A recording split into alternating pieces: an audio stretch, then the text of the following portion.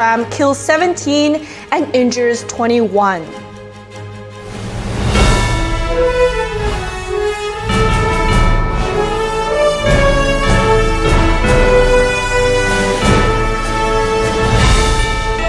This is NTD News Today, live from our global headquarters in New York City. Today is Thursday, September 4th. I'm Alice Tang. The Trump administration is asking the Supreme Court to step in on a major tariff case.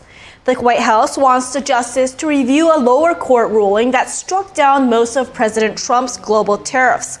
NTD's Daniel Monahan has more, including reaction from U.S. Trade Representative Jamieson Greer on the importance of restoring American production.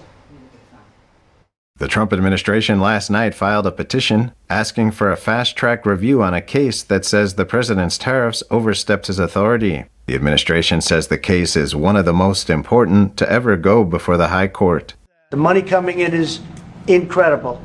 And again, they use them on us. If we didn't have them, they would use them on us and we would have no way to fight them. President Trump says everything is at stake. I can only say this, our country has a chance to be unbelievably rich again, but it can also be unbelievably poor again. The appeal warns that allowing the ruling to stand could trigger dangerous diplomatic embarrassment, expose the U.S. to retaliation, and derail ongoing trade negotiations. We made a deal with the European Union where they're paying us almost $1 trillion, and they're happy to do it. You know what? They're happy. It's done. These deals are all done. I guess we'd have to unwind them. The administration argues tariffs have been a vital tool in diplomacy, helping Washington respond to crises such as fentanyl imports that have cost hundreds of thousands of American lives. U.S. Trade Representative Jamieson Greer said the stakes go beyond tariffs, pointing to the need for a strong production economy to thrive, speaking at the National Conservatism 2025 conference. A production economy is one that's oriented around production rather than consumption as an end in itself.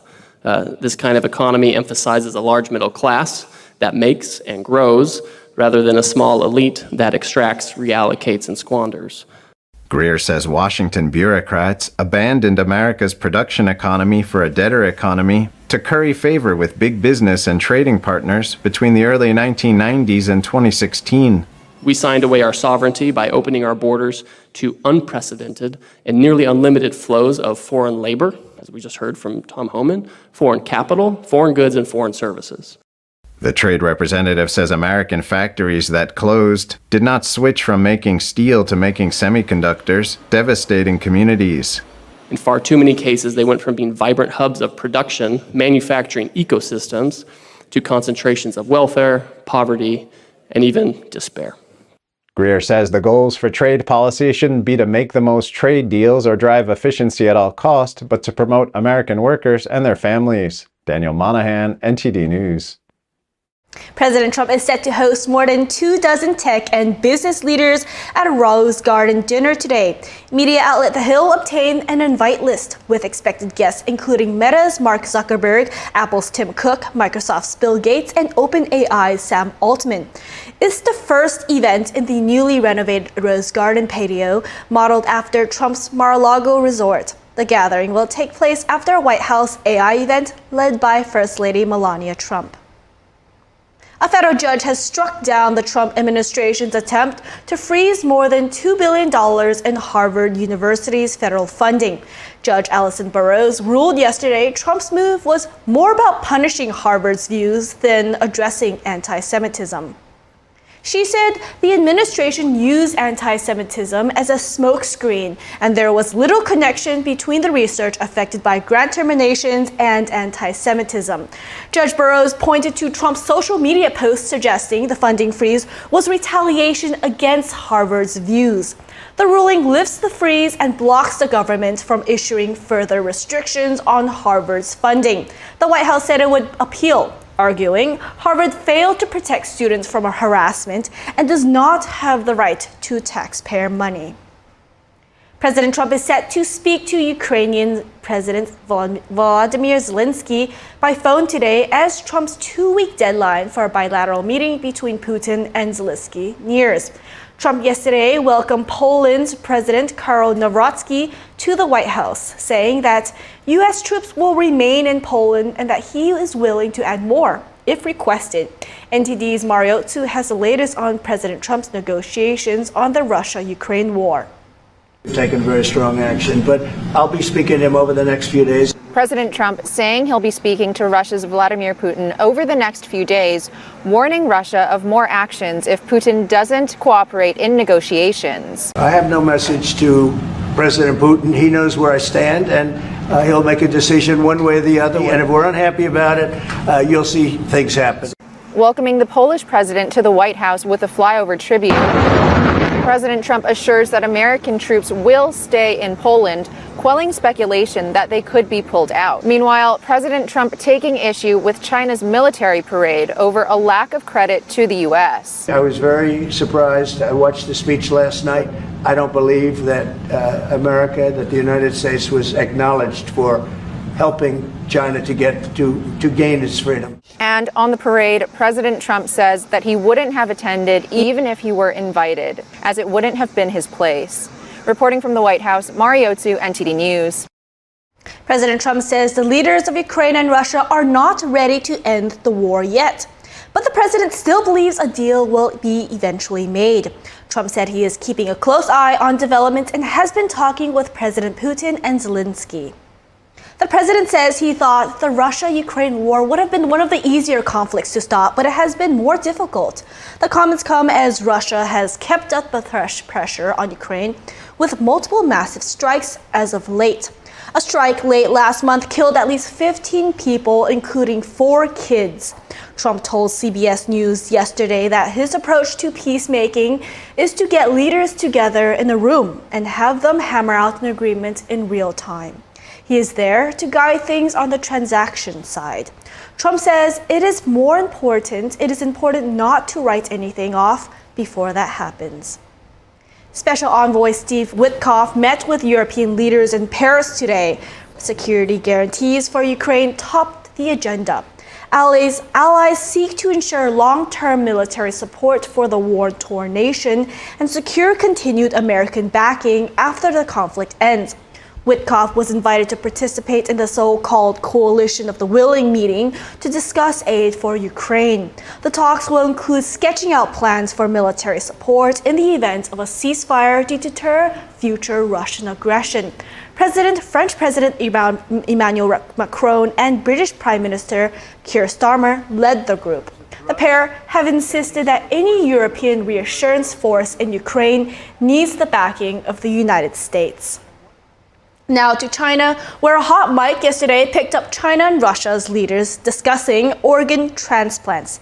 That's as Chinese Communist regime has been conducting forced organ harvesting from prisoners of conscience. Our Washington correspondent Jack Bradley has the story. Russian President Vladimir Putin and Chinese leader Xi Jinping caught on a hot mic discussing living to 150 years old through continuous organ transplants. It was caught while they were walking together during a military parade in Beijing on Wednesday.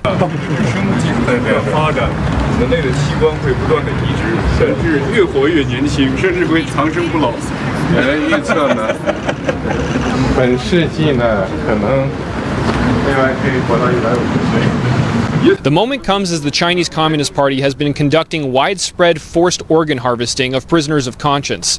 NTD's congressional correspondent Melina Wisecup asked House Speaker Mike Johnson about this incident, to which Johnson replied, "We've heard some horrific stories of these organ transplants and all of this in China, that they take it from unwilling donors, okay, to put it mildly. And the fact that they were caught on a hot mic, first I've heard of that, is very telling. It tells you what their worldview is in contrast to ours, speaking of evil." A 2023 obituary of a former Chinese communist official, Gao Zhangxiang, says that he had replaced many organs in his body, and Gao himself said that many parts of his body are not his own anymore. The source of the organs remains a question. Human rights groups have found that the Chinese regime has been forcefully harvesting organs from prisoners of conscience for years, with no sign of stopping. A 2019 tribunal found that the CCP was primarily targeting the faith group Falun Gong. Falun Gong, also known as Falun Dafa, is a popular spiritual practice with meditative exercises and is based on the principles of truth, compassion, and tolerance. The CCP has been targeting them since July 1999. A couple bills in Congress are seeking to address this. That Falun Gong Protection Act, passed unanimously in the House back in May, it was introduced in the Senate by Senator Ted Cruz, but is still awaiting a vote. Last week, 10 state lawmakers sent letters to Senator Cruz expressing their support for the bill and urging him to push it through the Senate. One of the letters from State Representative Tom Oliverson reads, "The persecution of Falun Gong practitioners in China represents one of the most severe violations of human rights in modern times. For over 2 decades, people of faith have endured arbitrary detention, torture, and even forced organ harvesting simply because of their spiritual beliefs." And they're subject to horrific practices, including organ harvesting. They literally capture practitioners of Falun Gong. They remove their organs and then they provide them either to transplant to other Chinese nationals, or they also find them the organs on the black market. While we await action on the federal level, many states have already passed their own laws targeting this practice. Texas, Utah, Idaho, and Tennessee have passed laws barring insurance companies from covering transplant tourism in China. Reporting from Washington, D.C., Jack Bradley, NTD News. Italian designer Giorgio Armani has passed away. His fashion house confirmed the news this morning, saying Armani died at home. Armani was one of the most recognizable names and faces in the global fashion industry. He missed Milan Fashion Week in June this year to recover from an undisclosed condition. He was planning a major event this month to celebrate 50 years of Giorgio Armani Fashion House. According to Forbes, at the time of his death, Armani had put up together an empire worth over $10 billion. He ranked among the world's top 200 billionaires. Giorgio Armani was 91. The suspect accused of murdering 2 Israeli embassy staffers is set to appear in court today. Authorities have called the shooting an anti-Israel hate crime. Elias Rodriguez of Chicago faces 9 federal charges, including murder of a foreign official and perpetrating a hate crime resulting in death. Prosecutors have alleged that Rodriguez was motivated by hatred of Israel when he fatally shot Yaron Lachinsky and Sarah Lynn Milgram. Rodriguez allegedly gunned down the staffers as they were leaving the Capitol Jewish Museum in Washington, D.C. on May 21st. Rodriguez told police at the scene, quote, "I did it for Palestine and I did it for Gaza." The 31-year-old allegedly posted a manifesto online declaring that Israel supporters had, quote, forfeited their humanity. Rodriguez faces a possible death penalty if convicted. Missouri lawmakers began a special session yesterday to redraw the state's map of congressional districts. It's the latest state to join the redistricting battle in the race for the most U.S. House seats. NTD's Arlene Richards has more. The Missouri State Legislature held a special session on Wednesday to draw a new congressional map. This move has officially inserted the state into the nationwide redistricting battle. The delegation is currently split between 6 Republicans and 2 Democrats and could see the state add an additional Republican majority district to its 8-member congressional delegation. Republican State Representative Dirk Deaton made a first read of Bill HB 1, which creates provisions for the redistricting changes. Called the Missouri First Map, the revised version would keep all current members of Missouri's congressional delegation in the current districts, but split fewer counties and municipalities, while preserving 2 of the current districts. Missouri follows California as the 3rd state to pursue a mid-decade redistricting. California's legislature has approved the redrawing effort, but the state's law requires a vote from the people. Texas was the first to take up the effort, expected to result in Republicans picking up 5 more congressional seats. The Missouri House will reconvene on Thursday at 10 a.m. Meanwhile, a 4th state, Ohio, is preparing for its congressional redistricting process. Residents can begin submitting their own redistricting plans to state lawmakers through a new state website. Under Ohio's Constitution, the state map-making process doesn't follow the census, which occurs every 10 years. Ohio's voter-approved redistricting rules mandate that the state redraw its maps in the middle of the decade if its initial map passed without the necessary bipartisan support. Ohio lawmakers have until September 30th to draw a bipartisan-supported map. In Utah, a judge on Tuesday ordered state lawmakers to redraw their congressional map, pointing to Texas and California. The judge rejected their argument that a one-month deadline to adopt a new map that complies with voter-approved standards is too short. Arlene Richards, NTD News. Vice President J.D. Vance met yesterday with the families of those killed and injured in the Catholic Church in Minneapolis. The attacker killed 2 school children and injured 21 people. Relatives gave a heartfelt plea for action. The vice president said he was deeply moved after visiting the Annunciation Catholic Church 1 week after an attacker opened fire during the first mass of the school year, killing 2 children. I have never had a day that will stay with me like this day did, because I really felt like these parents, in the midst of the worst grief of their entire lives, they opened up their lives and they opened up their hearts and they made me part of it. The Vice President and Second Lady Vance met privately with family members of victims, the pastor of the parish, and the school principal. They visited the church sanctuary where the shootings took place and paid their respects to the victims and their families, laying bouquets at the memorial outside the church. Some family and neighbors gathered nearby as the Vances arrived at the church, holding signs calling for bans on assault weapons.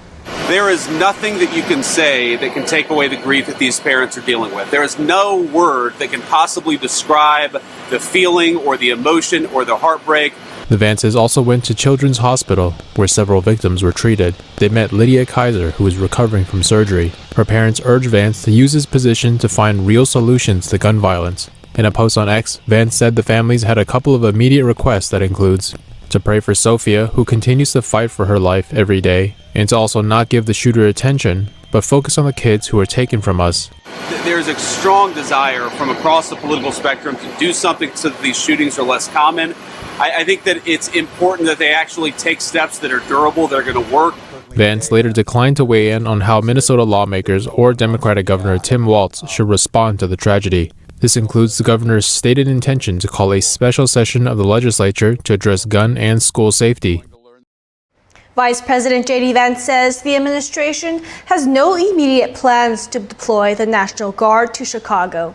The comments come after some remarks from President Trump hinting that such a deployment could happen. There are no immediate plans, but the president has said he has the legal authority to protect American citizens, whether that's in Chicago or Washington, D.C. Obviously, as the president has said, we want the governor to be a partner here. We would love it, Democrat or Republican, if we had governors who were willing to actually be partners in cutting down crime in our country. Unfortunately, it looks like that's not what we have in J.B. Pritzker. Vance's remarks come after Trump on Tuesday said, "We're going into the crime-heavy Midwest city." Over 50 people were shot and 8 people killed during the recent Labor Day weekend. Trump wrote that Illinois Governor J.B. Pritzker needs help badly. He just doesn't know it yet.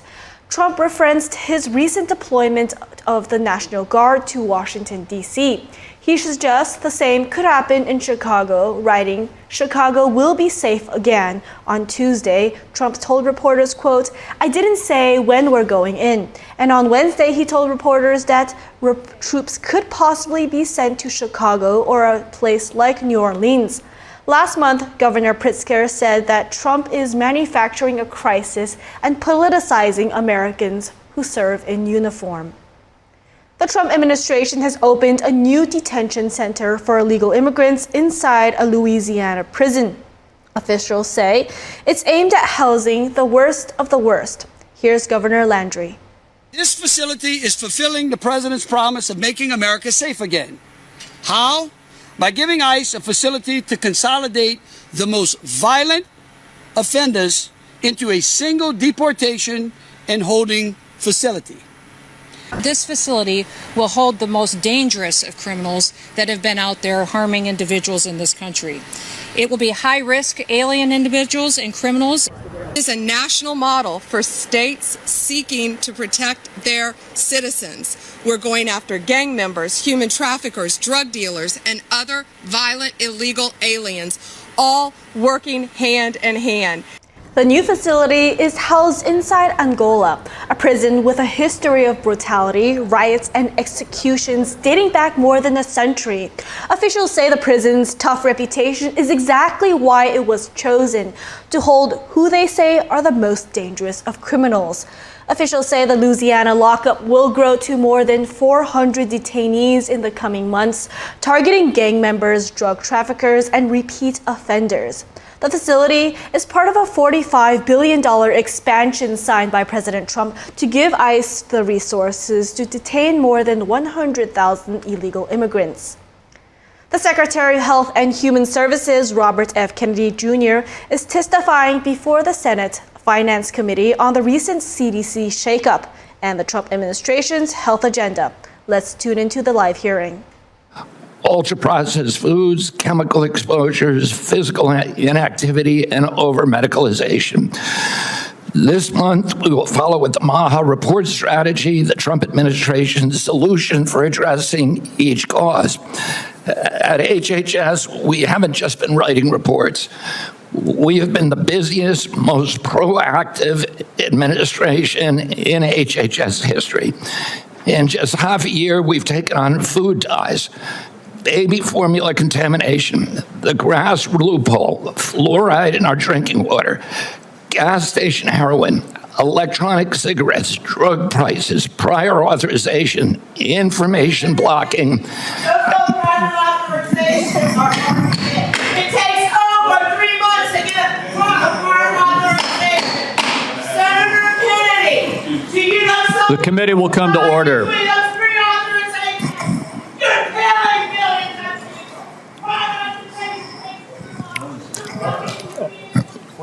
I apologize to you for that outburst, Secretary Kennedy. I would notify everyone else in the audience. Comments from the audience are inappropriate. If there are any further disruptions, the committee will recess until the police can restore order. Mr. Secretary, please proceed. As I was saying, prior authorization, information blocking, and healthcare interoperability. We're ending gain-of-function research, child mutilation, and reducing animal testing. We are addressing cell phone use in schools, excessive screen time for youth, the lack of nutrition education in our medical schools, sickle cell anemia, hepatitis C, the East Palestine chemical spill, and many, many others. At FDA, we are now on track to approve more drugs this year than at any time in history. I'm also proud to say that HHS under President Trump is doing more with less. We have taken measures to fight waste, fraud, and abuse.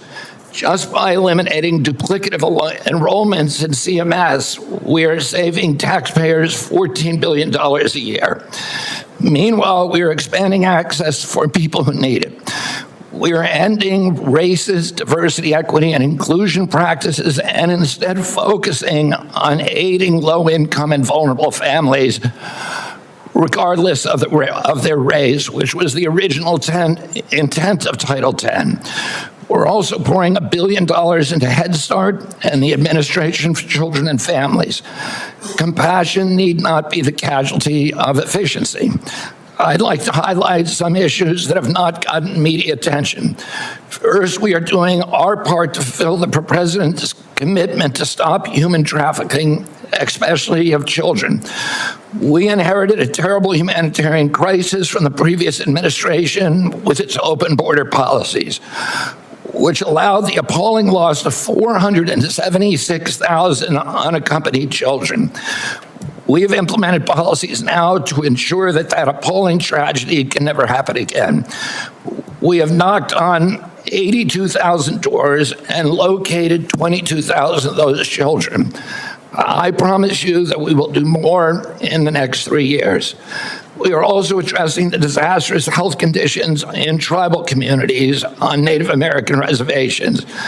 I've met face-to-face with tribal leaders in dozens of communities and tribes in Alaska, Arizona, Idaho, New Mexico, and elsewhere.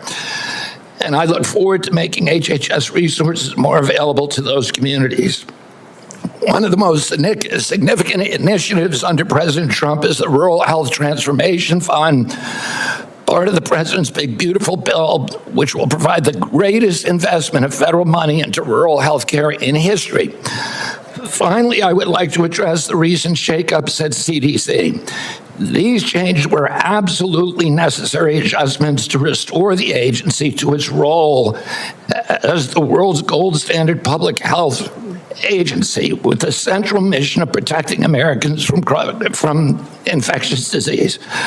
CDC failed that responsibility miserably during COVID, when its disastrous and nonsensical policies destroyed small businesses, violated civil liberties, closed our schools, caused generational damage in doing so, massed infants with no science, and heightened economic inequality. And yet all those oppressive and unscientific interventions failed to do anything about the disease itself. America is home to 4.2% of the world's population, yet we had nearly 20% of the COVID deaths. We literally did worse than any country in the world. And the people at CDC who oversaw that process, who put masks on our children, who closed our schools, are the people who will be leaving. And that's why we need bold, competent, and creative new leadership at CDC. People able and willing to chart a new course. As my father once said, progress is a nice word, but change is its motivator, and change has its enemies. That's why we need new blood at CDC. That's also why it's imperative that we remove officials with conflicts of interest and catastrophically bad judgment and political agendas. We need unbiased, politics-free, transparent, evidence-based science in the public interest. Those are the guiding principles behind the changes at the CDC, and that is what you can expect all across our agency for the next 3 years.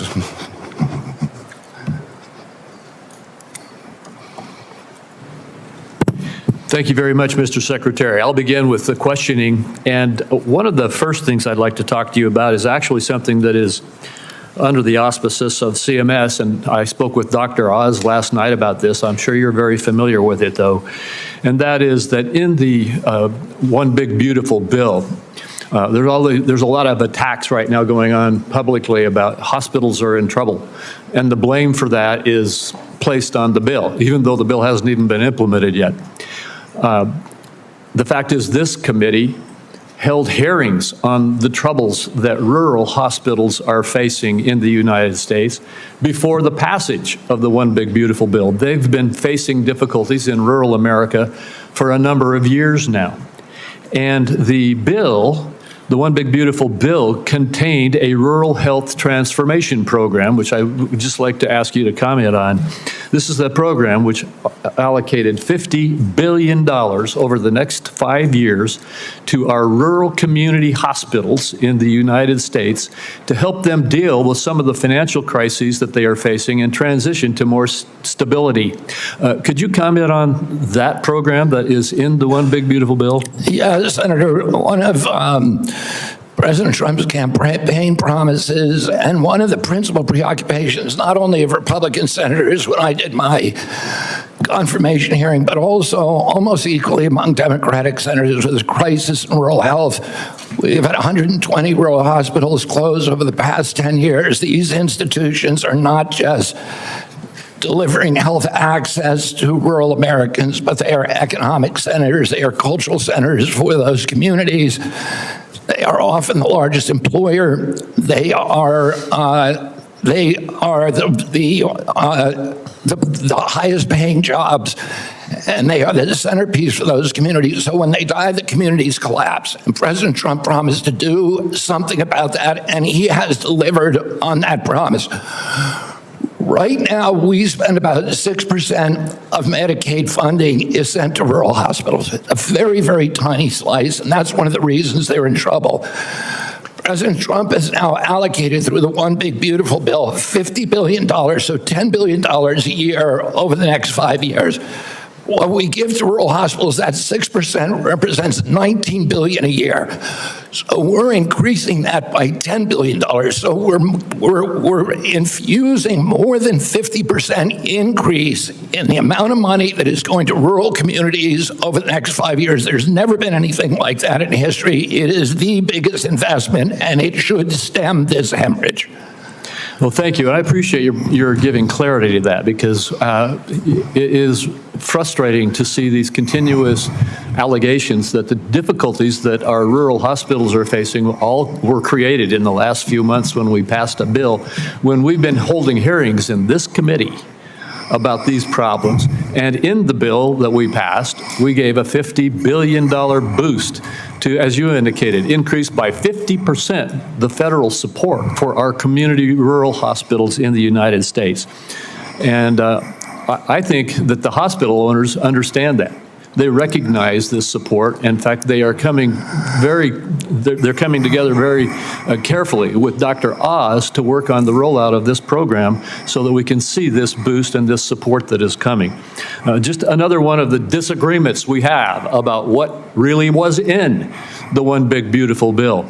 So I appreciate you commenting on that. In the last minute and 10 seconds that I have with you, could you just quickly talk once again about the broad issue of making America healthy again in terms of our aim to change the healthcare system's focus from a reactive symptom management model to one that focuses on lifestyle choices and the root causes of chronic disease?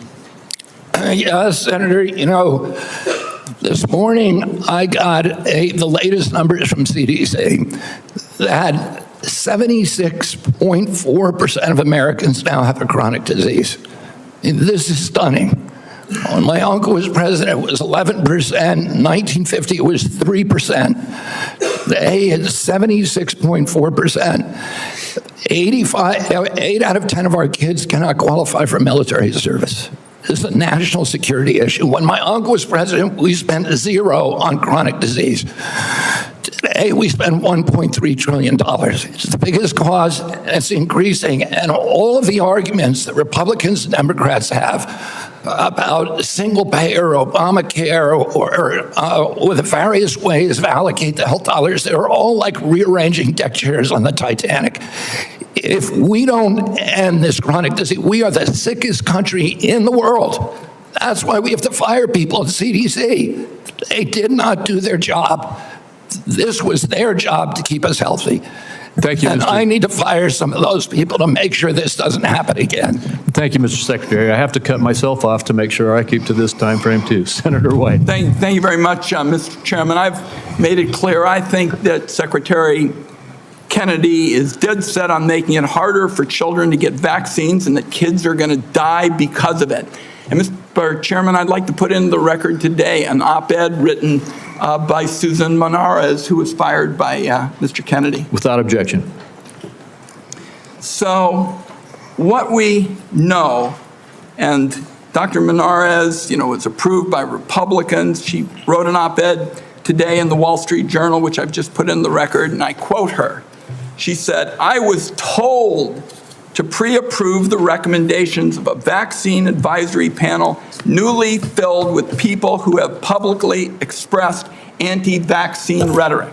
So, this is not some liberal philosopher or something. This is the CDC director who tells the Wall Street Journal, which is not exactly interested in progressive, theories and the like, that she was told to pre-approve the recommendations of a vaccine advisory panel filled with people who've publicly expressed anti-vaccine rhetoric. So, my first question, Mr. Secretary, is, did you, in fact, do what Director Monarez said you did, which is tell her to just go along with vaccine recommendations, even if she didn't think such recommendations aligned with scientific evidence? No, I did not. That's a yes or no. So you have an opportunity to call her a liar if you say that you didn't do it, but I'd like to see you respond to this. No, I did not say that to her. And I never had a private meeting with her. So there are witnesses to every meeting that we have, and all of those witnesses will say, I never said that. So she's lying today to the American people in the Wall Street Journal? Yes, sir. Okay. Let's talk now about what's coming up, because I've made it clear what I've thought about the 203 days with my colleague, Senator Also Brooks. In 2 weeks, CDC's Advisory Committee on Immunization Practices will meet to make decisions about critical vaccines that protect us against hepatitis B, measles, and more. The committee's got a profound impact on vaccine access, but these aren't ordinary meetings. You've stacked the deck to ensure the panel bends to your views. In June, you fired all 17 committee members who were respected scientists and doctors. You replaced them with non-experts, vaccine skeptics, and conspiracy theorists. As a result, this critical advisory panel has lost scientific credibility. After years, colleagues, we spend so much time not looking at this as Democrats and Republicans, but as good science and scientific credibility. And now the American Academy of Pediatrics has warned that the committee is being politicized at the expense of children's health. American Academy of Pediatrics, you think they're lying too?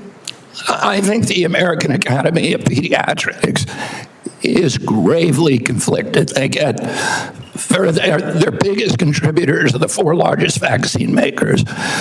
They run a journal, Pediatrics, which they make a lot of money on, that is completely dependent on pharmaceutical companies. So I wouldn't put a big stake in what they say that benefits pharmaceutical interests. Senator, I didn't politicize ASAP. I depoliticized it. The Congress has been investigating ASAP. All over the country, Mr. Secretary, scientists and doctors are saying otherwise. They're all wrong, too. They're all lying, according to you. The scientists and doctors are supporting me all over the country.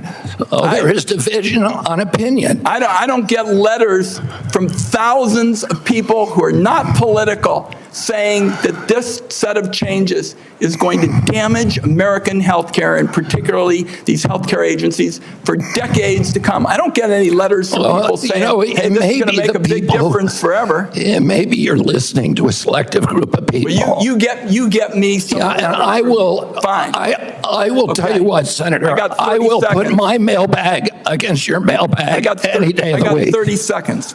Dangerous respiratory viruses like RSV are on the agenda for the next advisory meeting. Countless parents have been awakened in the dead of night by a wheezing kid gasping for air, forced to rush their little one to the ER. There's no worse heart-wrenching fear. The RSV vaccine offers these kids protection against the worst effects of the virus. But now it looks like you're on a crusade to make infants and babies more vulnerable to the terrible illness. That's what we're doing with the COVID changes. And please make your answer brief, Mr. Secretary. I've said that position is indefensible. I think it's possible. Congress has been investigating that committee for 23 years because it is pervaded with conflicts of interest. What we did is we got rid of the conflicts of interest and we depoliticized it and put great scientists on it from a very diverse group. Let me close with very pro-vaccine. Let me close with this, because like Senator Crapo, I'm a few seconds over. I don't think, Mr. Secretary, this is about you and me. This is about kids being pushed in harm's way by reckless and repeated decisions to get scientists and doctors out of the way and allow conspiracy theories to dictate this country's health policy. I don't see any evidence that you have any regrets about anything you've done or plans to change it. And my last comment is, I hope that you will tell the American people how many preventable child deaths are an acceptable sacrifice for enacting an agenda that I think is fundamentally cruel and defies common sense. Thank you, Mr. Chairman. Do I get a reply? Or, Senator, you've sat in that chair for how long? 20, 25 years, while the chronic disease in our children went up to 76%. And you said nothing. You never asked the question why it's happening. Why is this happening? Today, for the first time in 20 years, We learned that infant mortality has increased in our country. It's not because I came in here. It's because of what happened during the Biden administration that we're going to end. I'm going to let Senator Wyden respond briefly to that, and then we're not going to go over like we just did. Defend this committee on a bipartisan basis. Colleagues, my cabinet secretary says that we have no interest in chronic care. Mr. Secretary, Mr. Chairman, could we have regular order, please? We are in the process of turning around the Medicare program with the chronic care bill that Chairman Hatch, when he was chairman, and this committee put together on a bipartisan basis. All right, we're going to proceed, and I just want the rest of the members to know. I gave Senator Wyden as ranking member some leeway there, but we're going to stick to the 5 minutes. Senator Grassley. First of all, thank you. I have asked secretaries in the past to fully utilize the Rural Community Hospital Demonstration Program under Medicare. The program has been underutilized. In May, the CMS filled the open slots. Thanks to your agency's work, there's been 10 more rural hospitals in the program. It's important that the federal government uses every tool possible to help rural hospitals, and thank you for making that possible. Now to my questions. Back in January, during your confirmation hearing, you told me that you agreed to leave farming regulations to the Department of Agriculture and EPA. Do you think that any comments you have made since your confirmation on topics dealing with agriculture are consistent with what you said in January, that USDA and EPA ought to be regulating farming, and that the Department of Health and Human Services should not seek to regulate farms, the tools they use, or the markets that they sell into? Yes, Senator, we are working very, very closely with Brooke Rollins and with the agricultural community. We've met with over 140 farm interests over the past 3 months to incorporate them to make sure that the MAHA agenda is consistent with their agenda. We are producing the best food in America, that we're protecting our soils and our soil microbiome, and that we're protecting all kinds of farmers, including those who want to transition to regenerative agriculture. We're consulting every stakeholder in the farm community in everything that we do. I just raised the question because farmers in my state have been concerned about some of the things you're saying. Senator, I can't hear you. I'm sorry.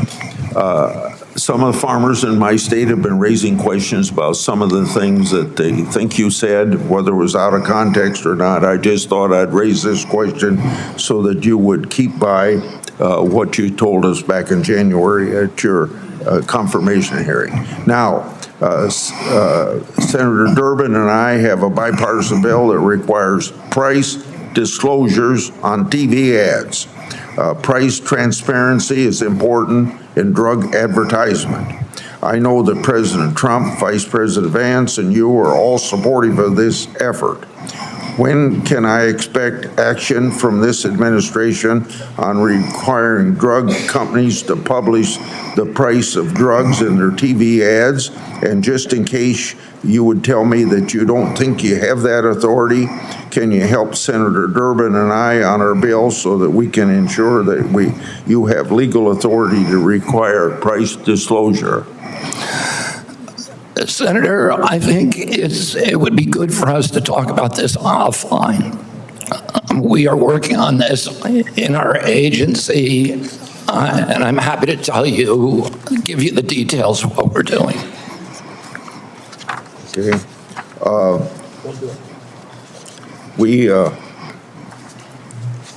got a question here on transplant. Senator Kennedy and I have been working, or Senator Wyden and I have been working on this. For nearly 2 decades, I've engaged in a bipartisan oversight of the organ transplant system.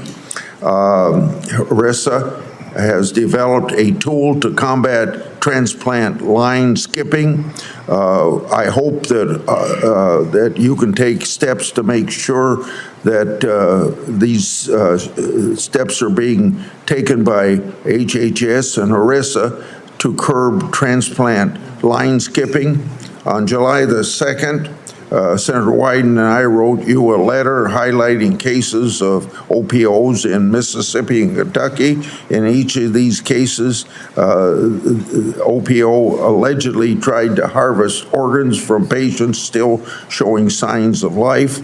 I expect you to take steps from through these organizations to ensure that this doesn't happen again.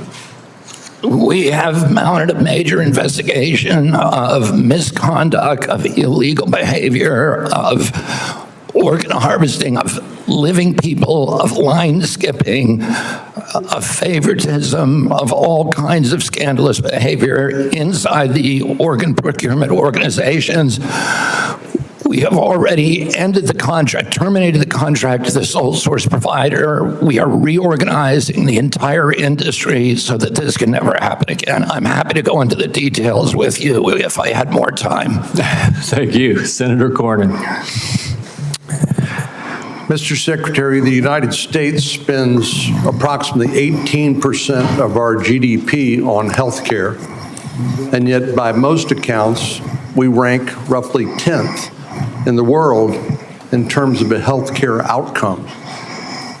Our Democratic colleagues seem to think the more money you spend, you're necessarily going to improve those outcomes.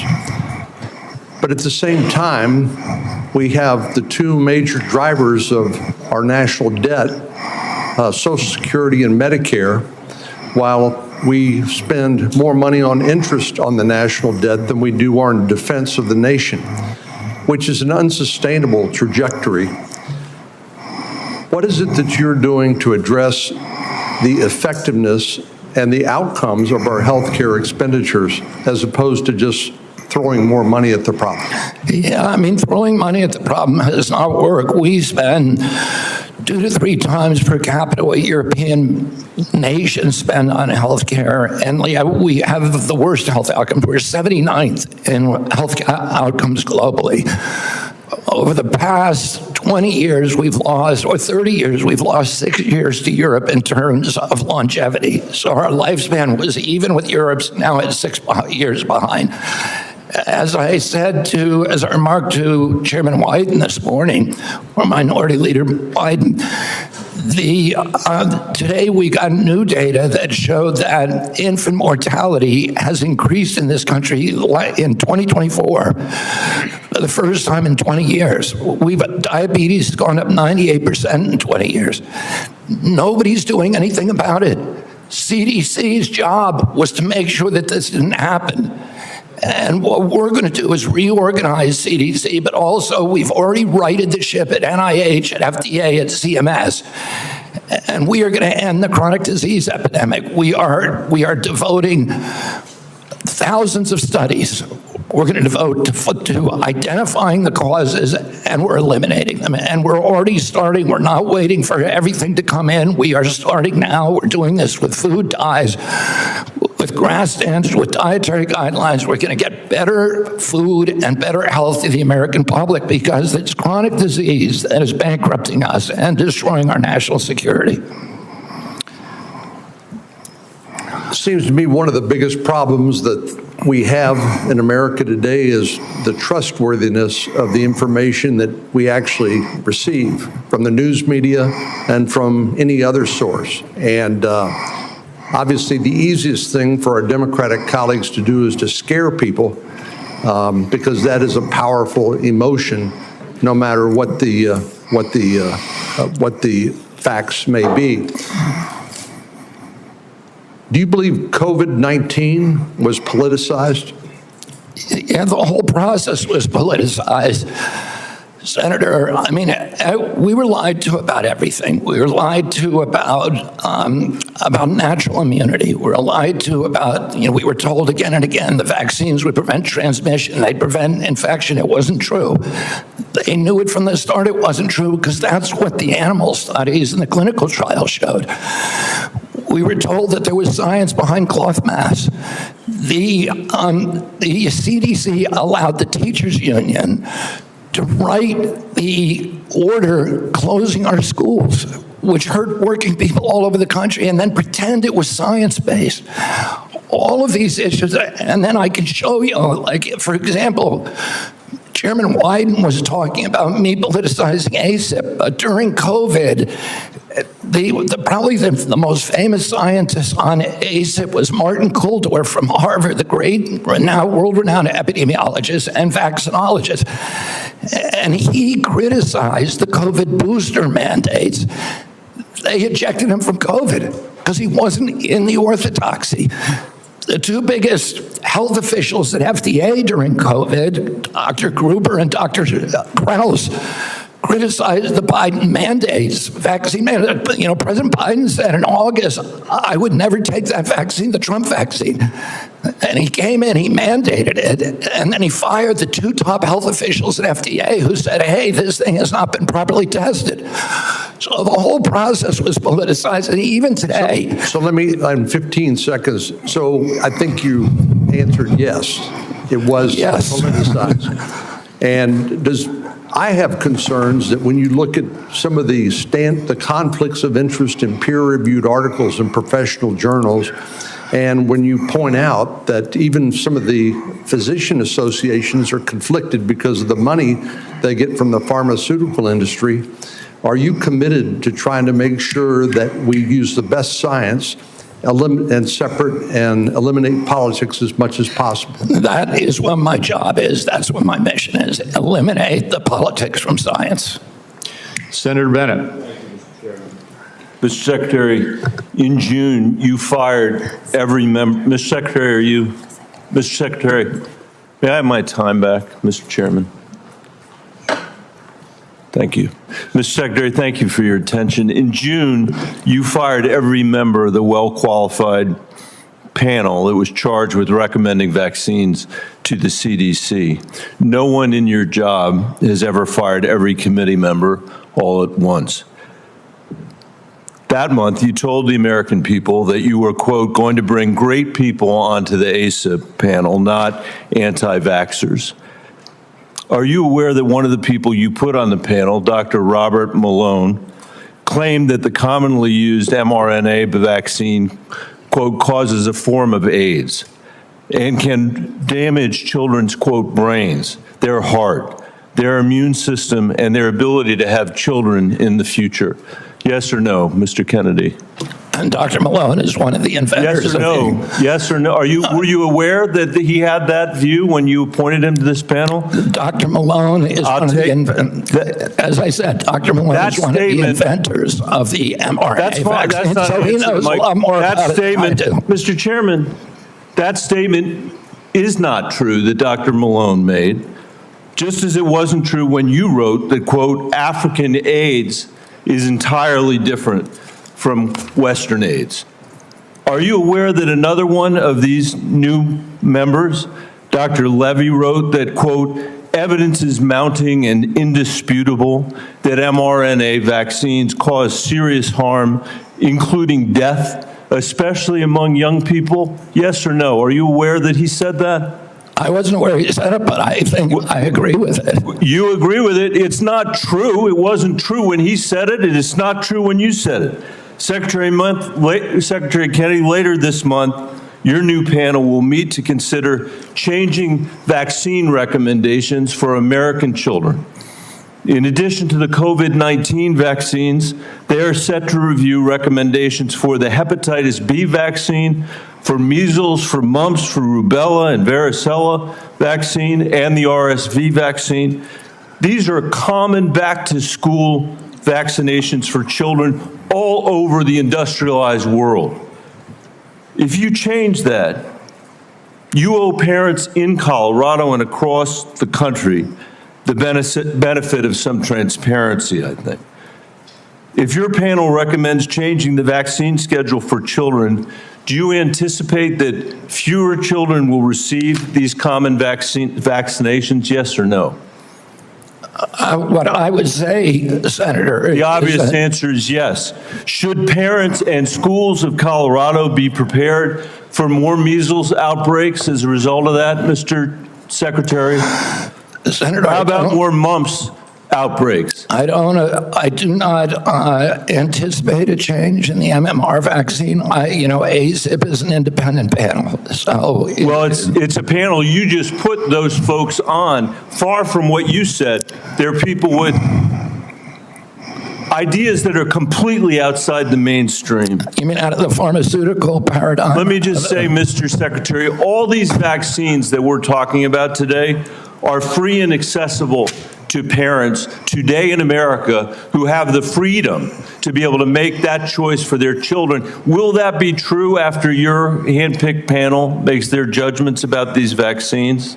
I think that parents should be free to... I know you said that before. I do too. To make their own choices. So will they be just as free after these? I assume they will be. I will hold you to that, Secretary Kennedy, because this is not a podcast. It is the American people's health that's on the line here. This is the last thing, by the way, our parents need when their kids are going back to school, is to have the kind of confusion and expense and scarcity that you're creating as a result of your ideology. I think it's critical for you to share the evidence that this panel will rely on. Will you give the American people 6 months or 6 weeks in advance the record that they're going to rely on to make these decisions? Will you make it transparent for the American people? All the evidence is transparent. Will you make it in advance transparent for the American people so they can comment on it? All the evidence is transparent for the first time in history, and you were never there complaining when the pharmaceutical companies were picking those people and then running their products through with no safety testing. You can characterize it any way you want. I quoted them today. What I said was accurate. What you said were lies. You described people moving the Titanic. Are you saying that the mRNA vaccine has never been associated with myocarditis or pericarditis in teenagers? I am simply... Is that what you're trying to tell us? I am simply trying to say that the people that you have put on that panel, after firing the entire... You're evading the question. No, I'm asking the questions here, You're Mr. evading Kennedy. that question. I'm asking the questions, Mr. I asked Kennedy. You a question. I'm asking the questions for Mr. Kennedy on behalf of parents and schools and teachers all over the United States of America who deserve so much better than your leadership. That's what this conversation is about, Mr. Chairman. Senator, they deserve the truth, and that's what we're going to give them for the first time in the history of that agency. Senator Cassidy. Thank you. I'll try and restore a little calm here. And I'm approaching this as a doctor, not as a senator. I am concerned about children's health, seniors' health, all of our health. And I applaud you for joining the president in a call for radical transparency. Thank you for that. I said yesterday, I believe it, that President Trump deserves a Nobel Prize for Operation Warp Speed. If he had been President Obama, he would have gotten it. But because of Operation Warp Speed, forcing the federal government to come to a vaccine development within 10 months when others said it couldn't be done, we saved millions of lives globally, trillions of dollars, we reopened economies, an incredible accomplishment. Mr. Secretary, do you agree with me that the president deserves a Nobel Prize for Operation Warp Speed? Yeah, absolutely, Senator. That was phenomenal. Let me ask you, but you just told Senator Bennett that the COVID vaccine killed more people than COVID. Wait, that was a statement. I did not say that. Okay, then let me ask, because you also... Senator, I just want to make clear, I did not say that. We'll check the record. That's a question of fact.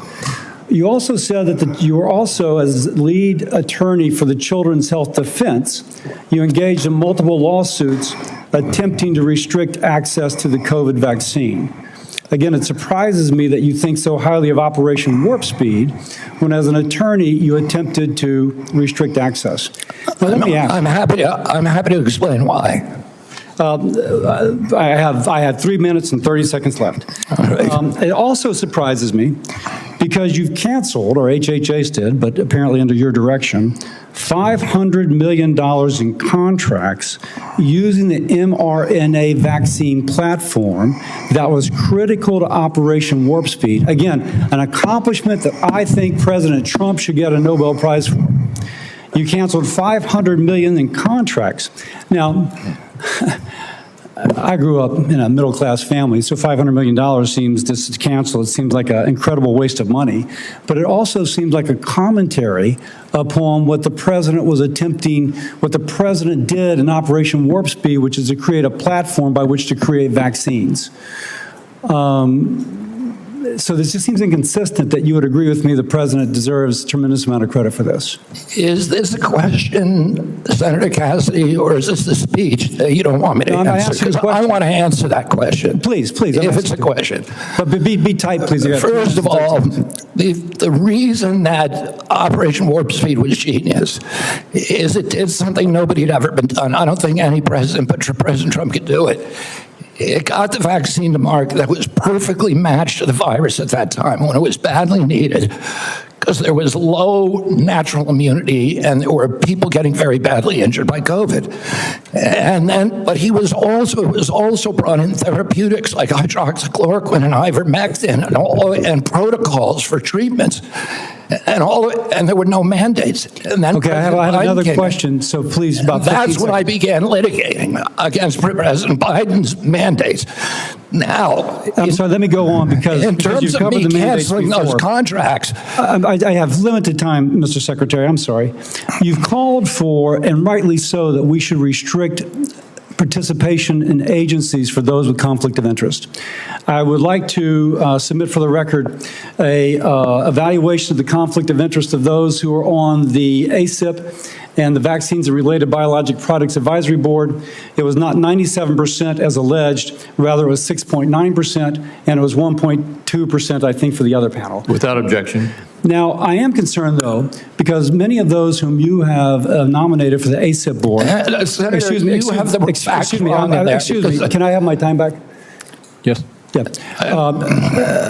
What I am concerned about is that many of those whom you've nominated for ACIP have received revenue as serving as expert witnesses for plaintiffs' attorneys suing vaccine makers. Now, one of my colleagues in another setting alleged that you seem more interested in settlements than science. If we put people who are paid witnesses for people suing vaccines, that actually seems like a conflict of interest. Real quickly, do you agree with that? No, I don't. It may be a bias, and that bias, if disclosed, is okay. But it's not a financial. It's not a financial conflict. It's not a financial conflict of interest. Let me finish up. You also told Senator Wyden at the outset that you didn't want to take vaccines away from people. And as I conclude, I would like to say this. Because of the conflicting recommendations made about COVID. This is from Eric Erickson, good conservative out of Atlanta, Georgia, occasionally gives me hell. My wife has stage 4 lung cancer. She is one of the people the COVID vaccine actually helps. Thanks to the current mess at HHS, CVS is unable to get her vaccine. Secondly, an email from a physician friend of mine. Hey, Bill, I'm not even sure what I'm asking you, but we're all confused and concerned about who can get the COVID vaccine.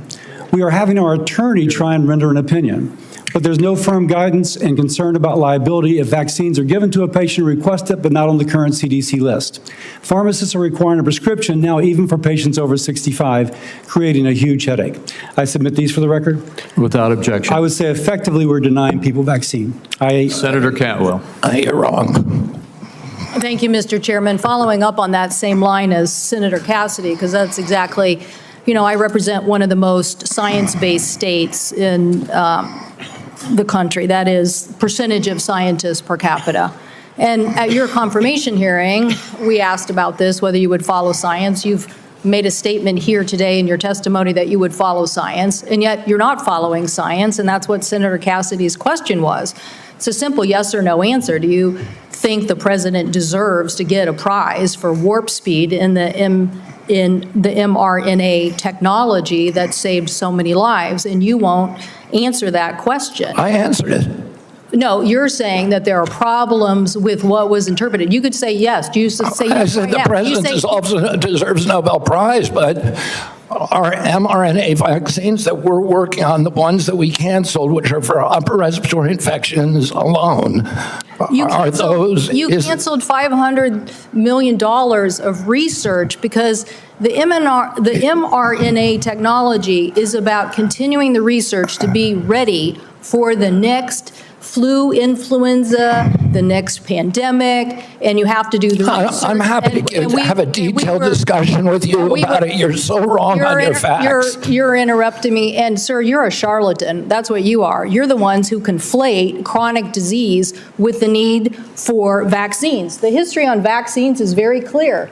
This is the 20th century. That's how many people had vaccines and had illnesses. This is the 21st century. This is the decrease, 99% down to 100%. This is what was delivered with vaccines, and you don't want to support that. You don't want to support that evidence. So yes, the governors of the West, Washington, Oregon, and California, will take up the efficacy of science. Yes, the University of Washington will deliver the science that America will depend on, because you don't want to depend on it. And his own Surgeon General of the Trump administration said over 2 million lives were saved because of the mRNA technology, and you don't want to continue that. You don't want to continue that technology. So what country is going to now take up that technology lead? What country is going to do that? Leaving us more vulnerable to some other country keeping the advantage on having the best technology. So I'm telling you, I represent a state that's about technology. I have two other quick questions for you. These questions or statements? Because I can answer that question if it's actually a question. Do you believe in having the ACA and the support for the ACA that is about to expire? Do you believe in doing something about that? In terms of the enhanced premium tax credits? Yes. Well, the Democrats had two chances to make them permanent, and they didn't. And they didn't for a reason. We're the ones who delivered it. So I'm just asking, yes or no, do you want to do something about this? Yes or no? I want to fix the system, and that's what we're doing, fixing systematically to make premiums lower. That's what President Trump wants to do. Do you think the women on the steps of the Capitol were a hoax yesterday? I don't know about any women on the steps of the Capitol. The women who were talking about Epstein, do you think they were a hoax yesterday? Do I think they were? Do you think they were perpetrating a hoax yesterday? Perpetuating a hoax? Yeah. I have no idea what they were saying. This is the first time hearing about it. You're hearing about the women on the Capitol steps saying that they believe that the Epstein information should be made public? That's the first you're hearing about it?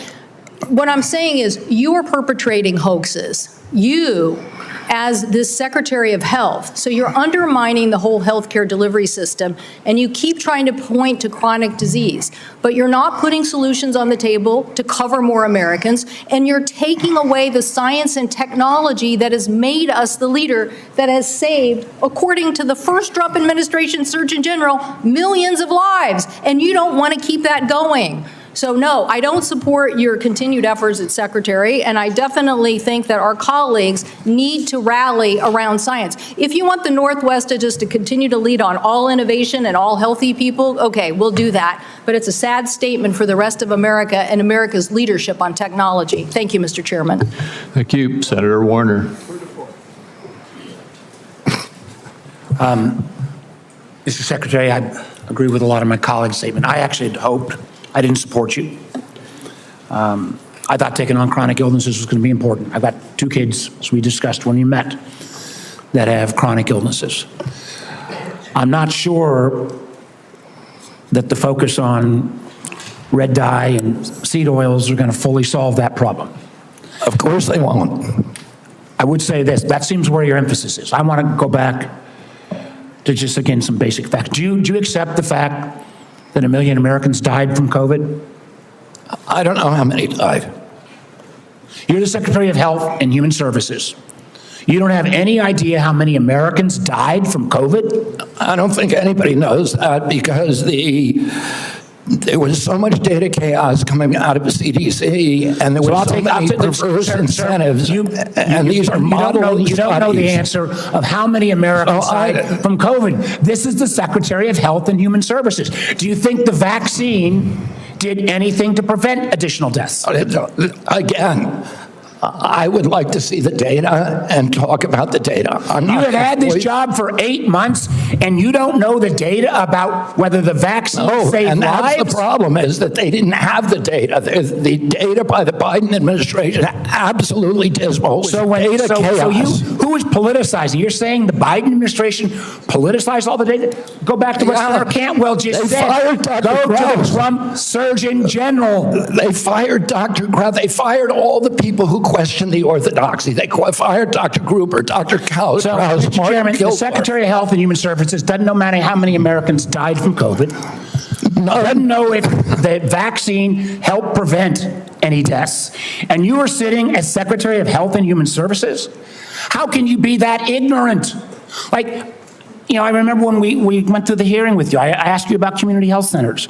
You didn't know what role they play. I've been visiting community. I'm glad you got to one, I think in April. I tell you what I hear on community health centers, they are terrified, with all due respect to my good friend, the chairman, of the big awful bill, because they are going to lose health care across the board. They already live in food deserts.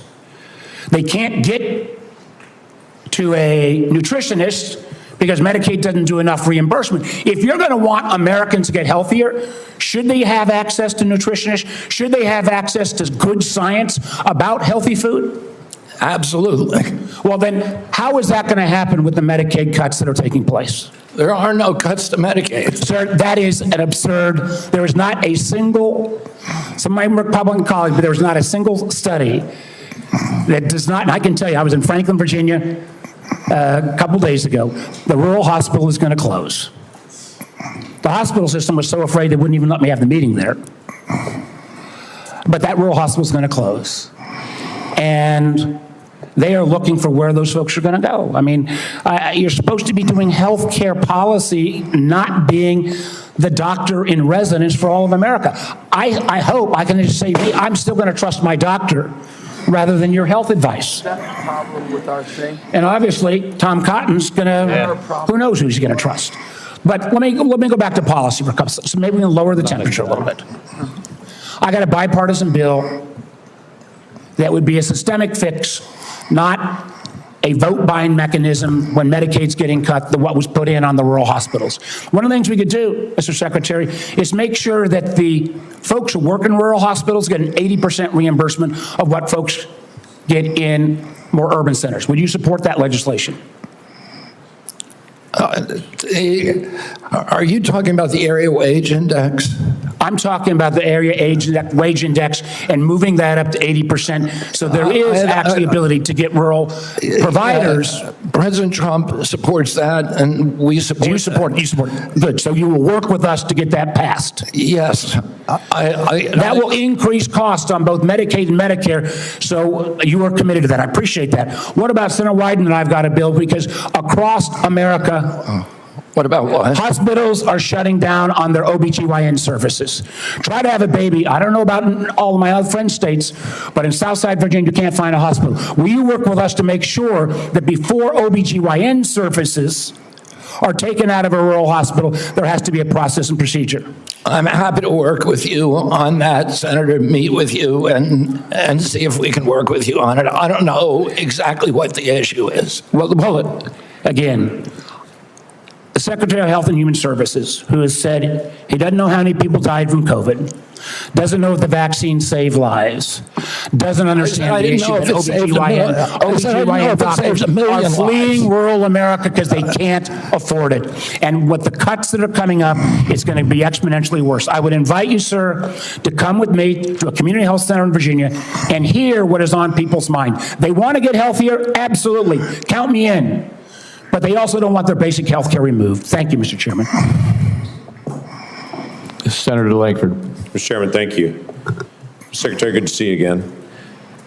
As I traveled around Oklahoma during August, it was great to be able to be home. I had several folks that contacted me, and we had some great meetings with some rural hospitals as well. They're looking forward to the $50 billion for the One Big Beautiful Bill that is targeting towards rural hospitals, starting with $10 billion next year. I know you're quickly getting all the instructions out on that. We know that's in process. It was good to be able to visit with them and be able to talk about that. They're very pleased. Thanks for the work you're doing on that. I also met with some of our groups that do incredible medical research on this. I know the NIH grants were held for a while and being studied. Those have been released, and grateful to be able to see that because there's some amazing medical research that's happening, including some longitudinal studies. And they need those dollars released, so I appreciate y'all getting those released out there. I did hear from a lot of our folks, and I want to talk about one of these issues.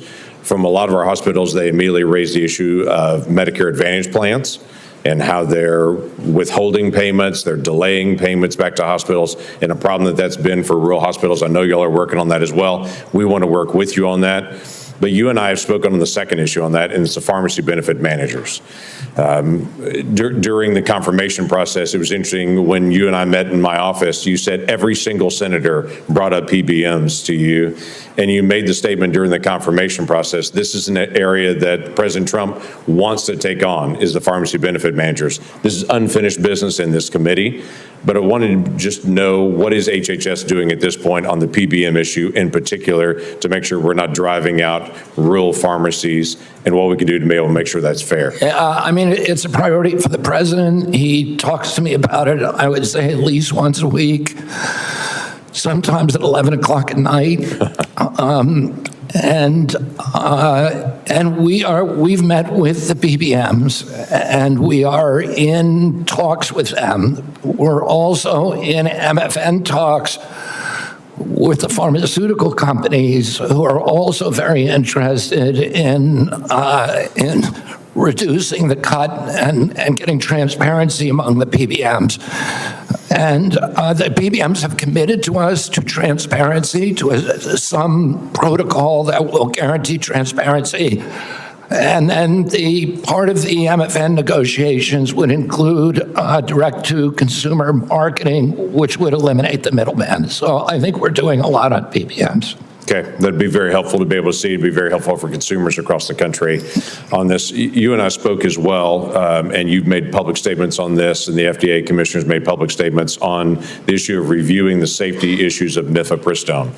Your comments early on were every drug needs to be treated the same, needs to look at the same, and not have political biases and how things are actually examined. There were a lot of changes on the allocation of mifepristone for elective abortions under the Biden administration. It's now open to anyone without a prescription on it. You don't have to go through a doctor on it. There's all kinds of issues that are happening now on it. So the question was, you said that there would be a review on that just to be able to look at it, make sure we're following all safety protocols. Do you know a timing on that review? I can't give you the exact timing. I talked to Marty McCary about it yesterday, and he said it is progressing apace. We're getting data in all the time, new data that we're reviewing. And we know that during the Biden administration, they actually twisted the data to bury one of the safety signals. It was a very high safety signal, around 11%. So we're going to make sure that that doesn't happen anymore. We're producing honest science and gold standard science on that. I'll keep you abreast of where we are. Thank you. Just go where the science leads on that.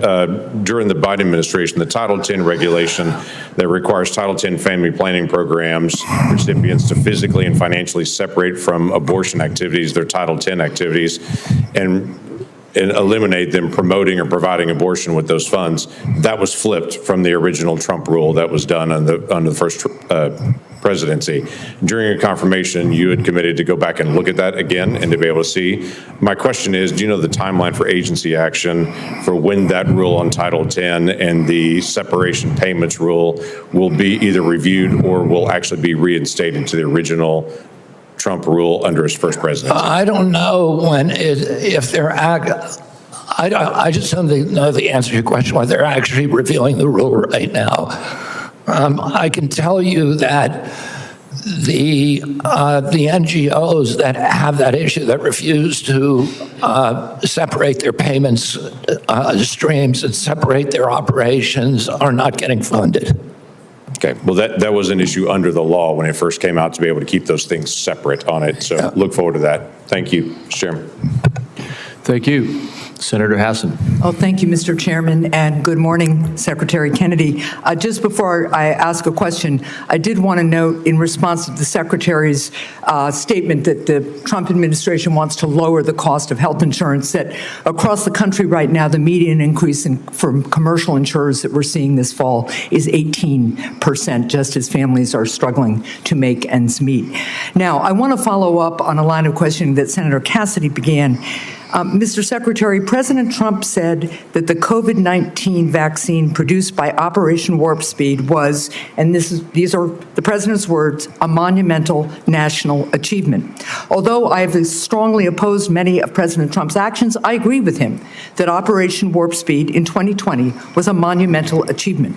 Unfortunately, you are undermining one of the President's biggest achievements, which, as the President said, saved millions of American lives. You even went as far as to call President Trump weak for this life-saving accomplishment. Last year, you tweeted that President Trump has a weakness for swamp creatures, and that Operation Warp Speed was among, here's your quote again, the most devastating impact of President Trump's weakness. So, Mr. Secretary, was Operation Warp Speed a monumental national achievement, as President Trump said?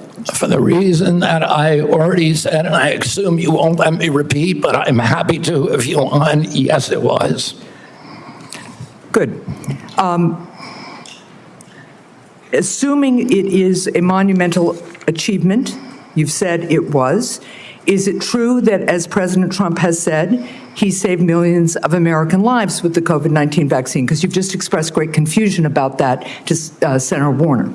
The only confusion I express is exactly how many lives were saved. I don't think anybody knows that because of the data chaos. So multiple studies have shown that the vaccine reduced infections and severe diseases and saved at least 3 million lives in the United States and millions more abroad in the first 2 years of the pandemic. It's possible those are modeling studies. I will also note, just as you've been talking about data and concern about it, the process for COVID vaccine approval was public, it was live streamed, and it was out in the open. Manufacturers and experts have publicly submitted data analysis, and when the FDA has asked for more, they've submitted more.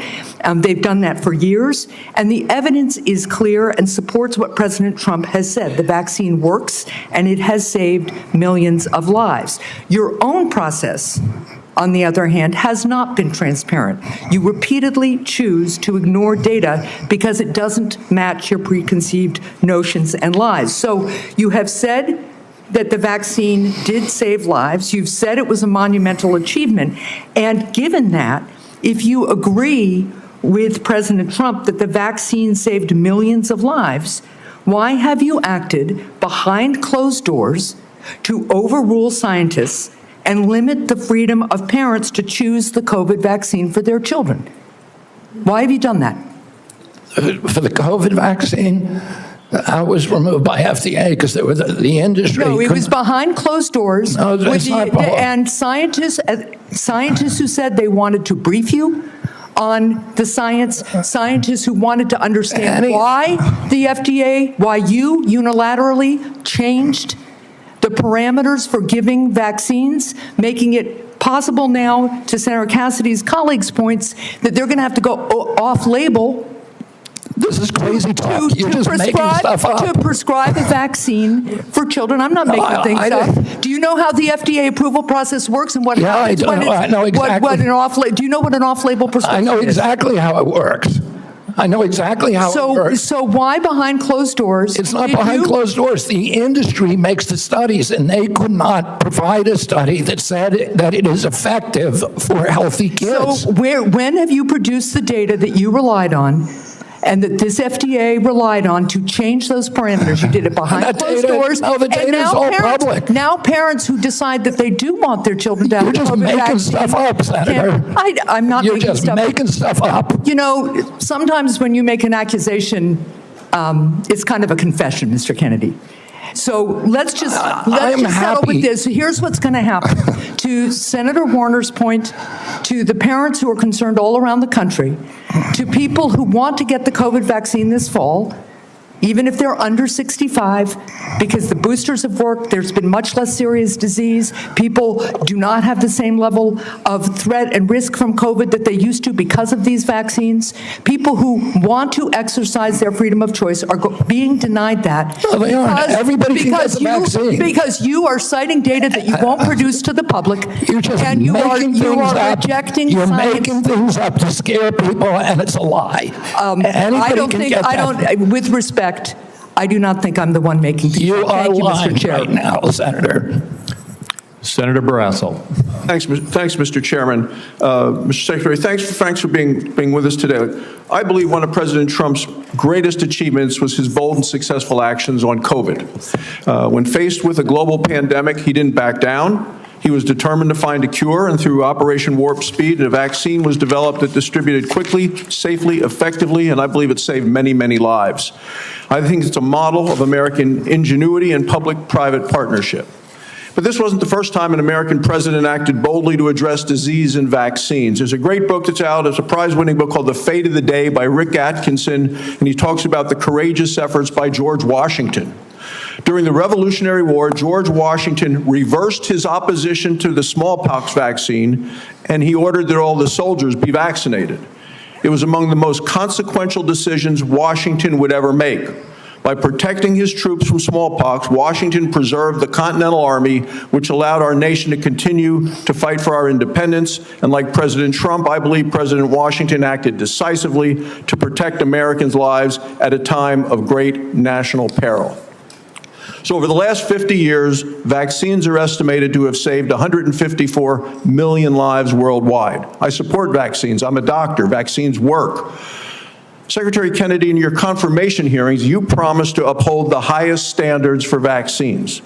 Since then, I've grown deeply concerned.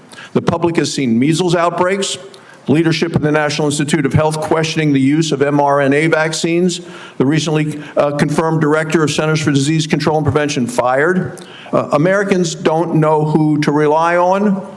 You know, recent polls said 89% of voters, 81% of Trump voters agree vaccine recommendations should come from trained physicians, scientists, public health experts.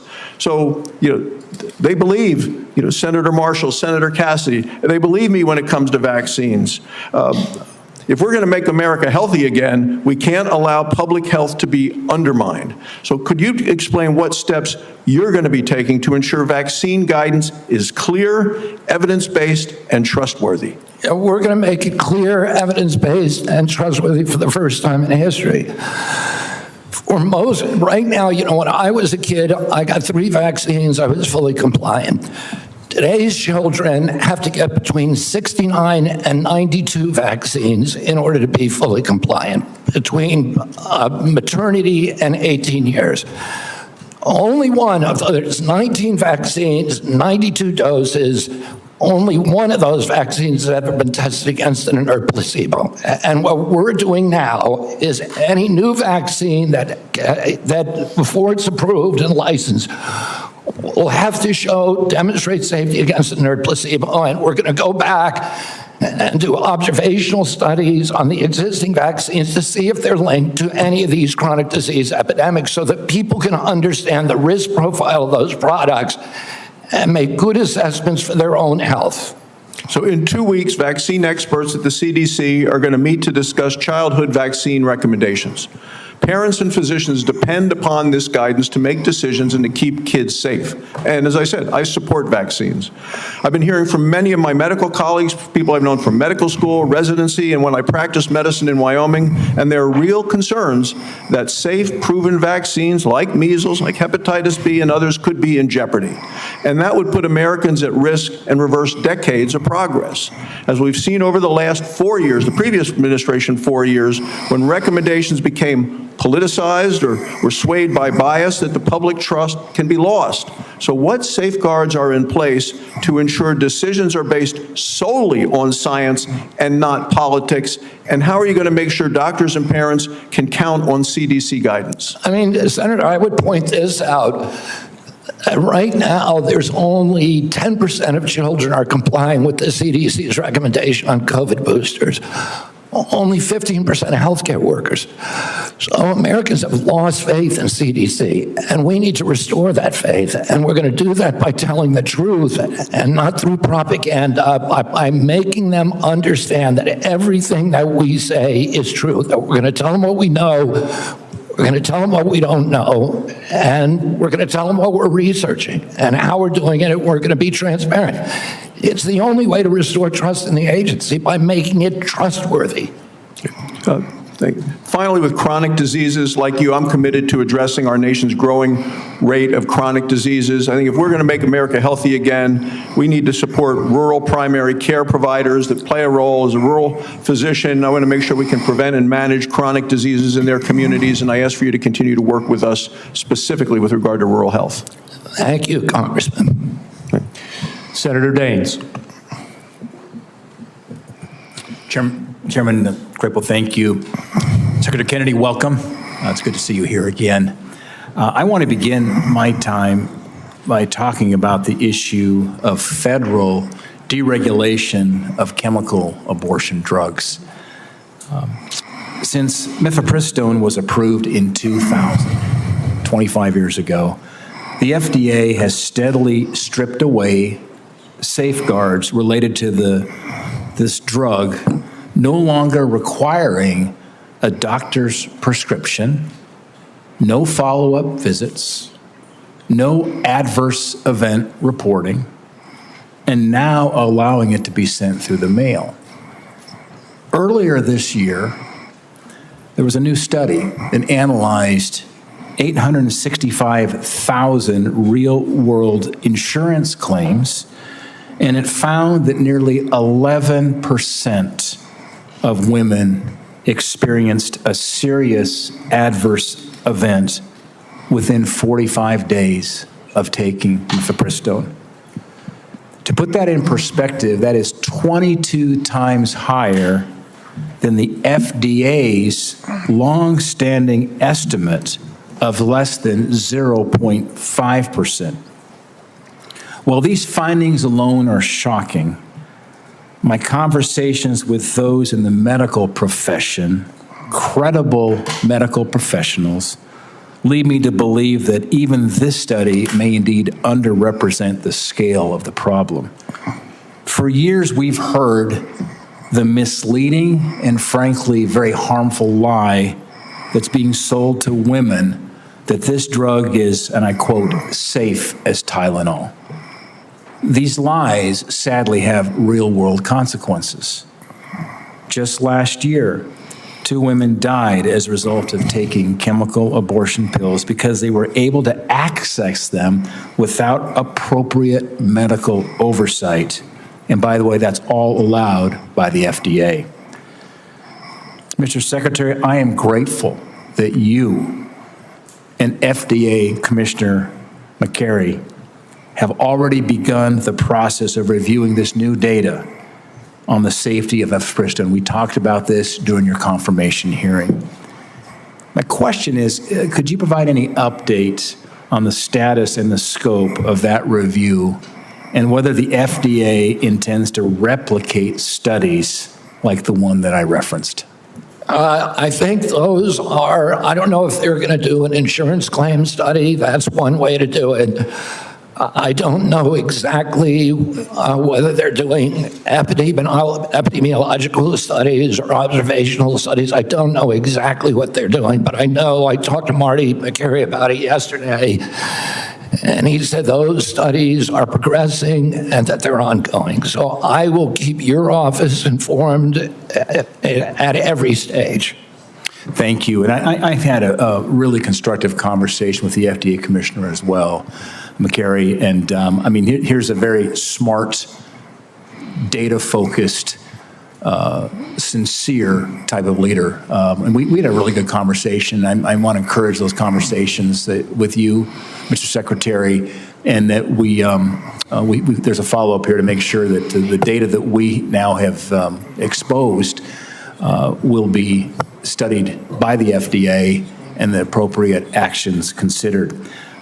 Given the legitimate safety concerns surrounding mifepristone and your actions to roll back other COVID emergency measures, will you repeal the COVID-era telemedicine allowance, given that we're repealing these COVID-era regulations and emergency measures? Would you repeal the COVID-era telemedicine allowance for chemical abortion drugs and restore the requirement for an in-person doctor visit? Senator, I need to get back to you on that. I don't know if the White House has yet taken a position on that, but we will get back to you this week about that. Okay, all right. Thank you. I want to close with a quick Montana question. Earlier this week, the state of Montana submitted a Medicaid demonstration waiver application to CMS to strengthen the state's Medicaid expansion program. This waiver seeks to require community engagement and enhance cost sharing for working-age, able-bodied adults enrolled in the program. I applaud our governor, Gianforte, and Director Brereton for their proactive leadership in this space. My question is, Mr. Secretary, could you commit that CMS will work quickly in its consideration of Montana's waiver application? Absolutely. It sounds like the kind of waiver that we're looking for. Okay, thank you, Mr. Secretary. Thank you, Senator Johnson. Thank you, Mr. Chairman. Secretary Kennedy, first of all, thank you for your willingness to serve and for putting up with this abuse. 5 minutes is even close to refute all the falsehoods that have been confidently spewed during this hearing. We'll talk about real data here, okay? Well, first of all, thank you for breaking the logjam of information of HHS. My committee's got now over 8 million pages of information. Just in the first tranche, by the way, what we discovered is that the CDC, somebody in the federal health agencies, this interagency communication, hid the signal. They admitted there was a signal on myocarditis, and they hid it. They didn't warn the public. They didn't warn doctors. So that's just one instance of corruption and lies told by the CDC. We've got a lot of others we'll be rolling out, okay? So we held our first hearing and permanent subcommittee investigation on that hiding of the signal of myocarditis. We've heard a lot of studies, okay? As I've looked into science, it's been thoroughly corrupted. Here's data. And I'd like to enter this sheet into the record. I've been publishing this chart for, since really early 2021, when I'm on, for example, talk radio shows and they talk about this, they get deplatformed, or they were, because of all the censorship during the Biden administration. Here's the facts. The VAERS system that was touted in October of 2020, this great safety surveillance system on COVID, a few months later, when they didn't like the results, they started denigrating their own system. But VAERS shows that there have been 38,742 deaths reported on VAERS worldwide associated with the COVID vaccine. 38,742. 9,252 of those deaths occurred on the day of vaccination within 1 or 2 days. Again, I agree with you. Nobody knows how many COVID deaths were because the information was completely corrupted. Nobody knows how many lives were saved by the COVID. Again, I think most people, okay, if you're vulnerable, raise your antibodies, reverse severity, fine. There's not any good study on that. There's just information out there, just claims being made. This is hard evidence. And certainly what I've been advocating for are the injection injured, the childhood vaccine injured. We're going to be holding a hearing next Tuesday on a study done by a high-integrity healthcare facility that shows, that actually looked at vaccinated versus unvaccinated, very high-quality study. I'm not going to steal the thunder of Aaron Seary, who's going to be testifying on this. I think you're aware of this study that shows the vaccinated population far more prone to chronic illness than people completely unexposed to vaccines. That is just one example of how science has been corrupted by the way, the study was conducted, and when they conducted, they said, oh no, no matter what the results are, we're going to release this. They got the results in 2000. It is yet to be released. We're going to enter that in the record on Tuesday. Do you want to just talk about what you've witnessed in terms of the capture of the agencies that you're now in charge of, the corruption of science, which I believe you just said, that is almost your number one goal, right, is try to bring integrity and credibility back to science, which has been corrupted by the people who pay for it, by federal health agencies being captured by pharmaceutical industries, by big pharma, by big food. I want to give you, I'm sorry, just the last minute to, first of all, defend yourself, but talk about the corruption of science that you're having to deal with and trying to correct. Yeah, I mean, I'll just tell you one example, and I could sit here and give you thousands. But in 2002, CDC did an internal study of Atlanta and Fulton County, Georgia children, and looked at children who got the MMR vaccine on time and compared those to kids who got them later. So in other words, kids who got them before 36 months and kids who got them afterward. The data from that study showed that black boys who got the vaccine on time had a 260% greater chance of getting an autism diagnosis than children who waited. The chief scientist on that, Dr. William Thompson, the senior vaccine safety scientist at CDC, was ordered to come into a room with 4 other co-authors by his boss, Frank DiStefano, who's the head of the immunization safety branch, and ordered to destroy that data. And then they published it without that fact. So you know that story, I know that story, and you know of hundreds of stories like that. It happens all the time. We are being lied to by these agencies, and we're going to change that right now.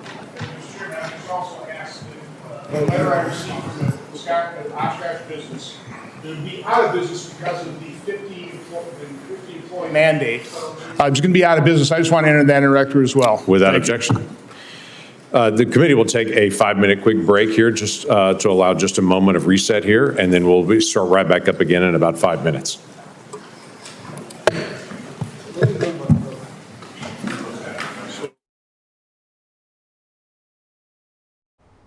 Secretary Robert F. Kennedy Jr. said the shakeup at the CDC is a result of firing those who have conflicts of interest and political agendas and hiring unbiased evidence based on new blood in the CDC. RFK Jr. then pointed out that 76.4% of Americans now have chronic health disease and COVID-19 deaths as examples to why he decided to, quote, fire those in the CDC who failed to preserve Americans' health. He said his mission is to eliminate politics from science. And President Trump is set to host more than 24 tech and business leaders at a Rose Garden dinner today. Media outlet The Hill obtained an invite list with expected guests including Meta's Mark Zuckerberg, Apple's Tim Cook, Microsoft's Bill Gates, and OpenAI's Sam Altman. It's the first event in the newly renovated Rose Garden patio, modeled after Trump's Mar-a-Lago resort. The gathering will take place after a White House AI event led by First Lady Melania Trump. And a federal judge has struck down the Trump administration's attempt to freeze more than $2 billion in Harvard University's federal funding. Judge Allison Burroughs ruled yesterday that Trump's move was more about punishing Harvard's views than addressing anti-Semitism. She said the administration used anti-Semitism as a smokescreen, and there was little connection between the research affected by grant terminations and anti-Semitism. Judge Burroughs pointed to Trump's social media posts, suggesting the funding freeze was retaliation against Harvard's views. The ruling lifts the freeze and blocks the government from issuing further restrictions on Harvard's funding. The White House said it would appeal, arguing Harvard failed to protect students from harassment and does not have a right to taxpayer money. And as we just saw, Robert F. Kennedy Jr. testified on President Trump's health care priorities and policy before the Senate Finance Committee. And to give us analysis on this, we welcome our contributor, Mike Leon, who's the host of the podcast, Can We Please Talk? Mike, we could probably talk about a lot of health specifics, but let's look at another way that we can benefit Americans. What are the best formats for these types of hearings? I mean, we did not see Senator Kennedy talk very much today, except for that last bit with Senator Johnson. How can the senators bring their viewpoints that are shared amongst their constituents while allowing the people in charge, namely Senator Kennedy, to voice their position on it so we can really get to the bottom of these things?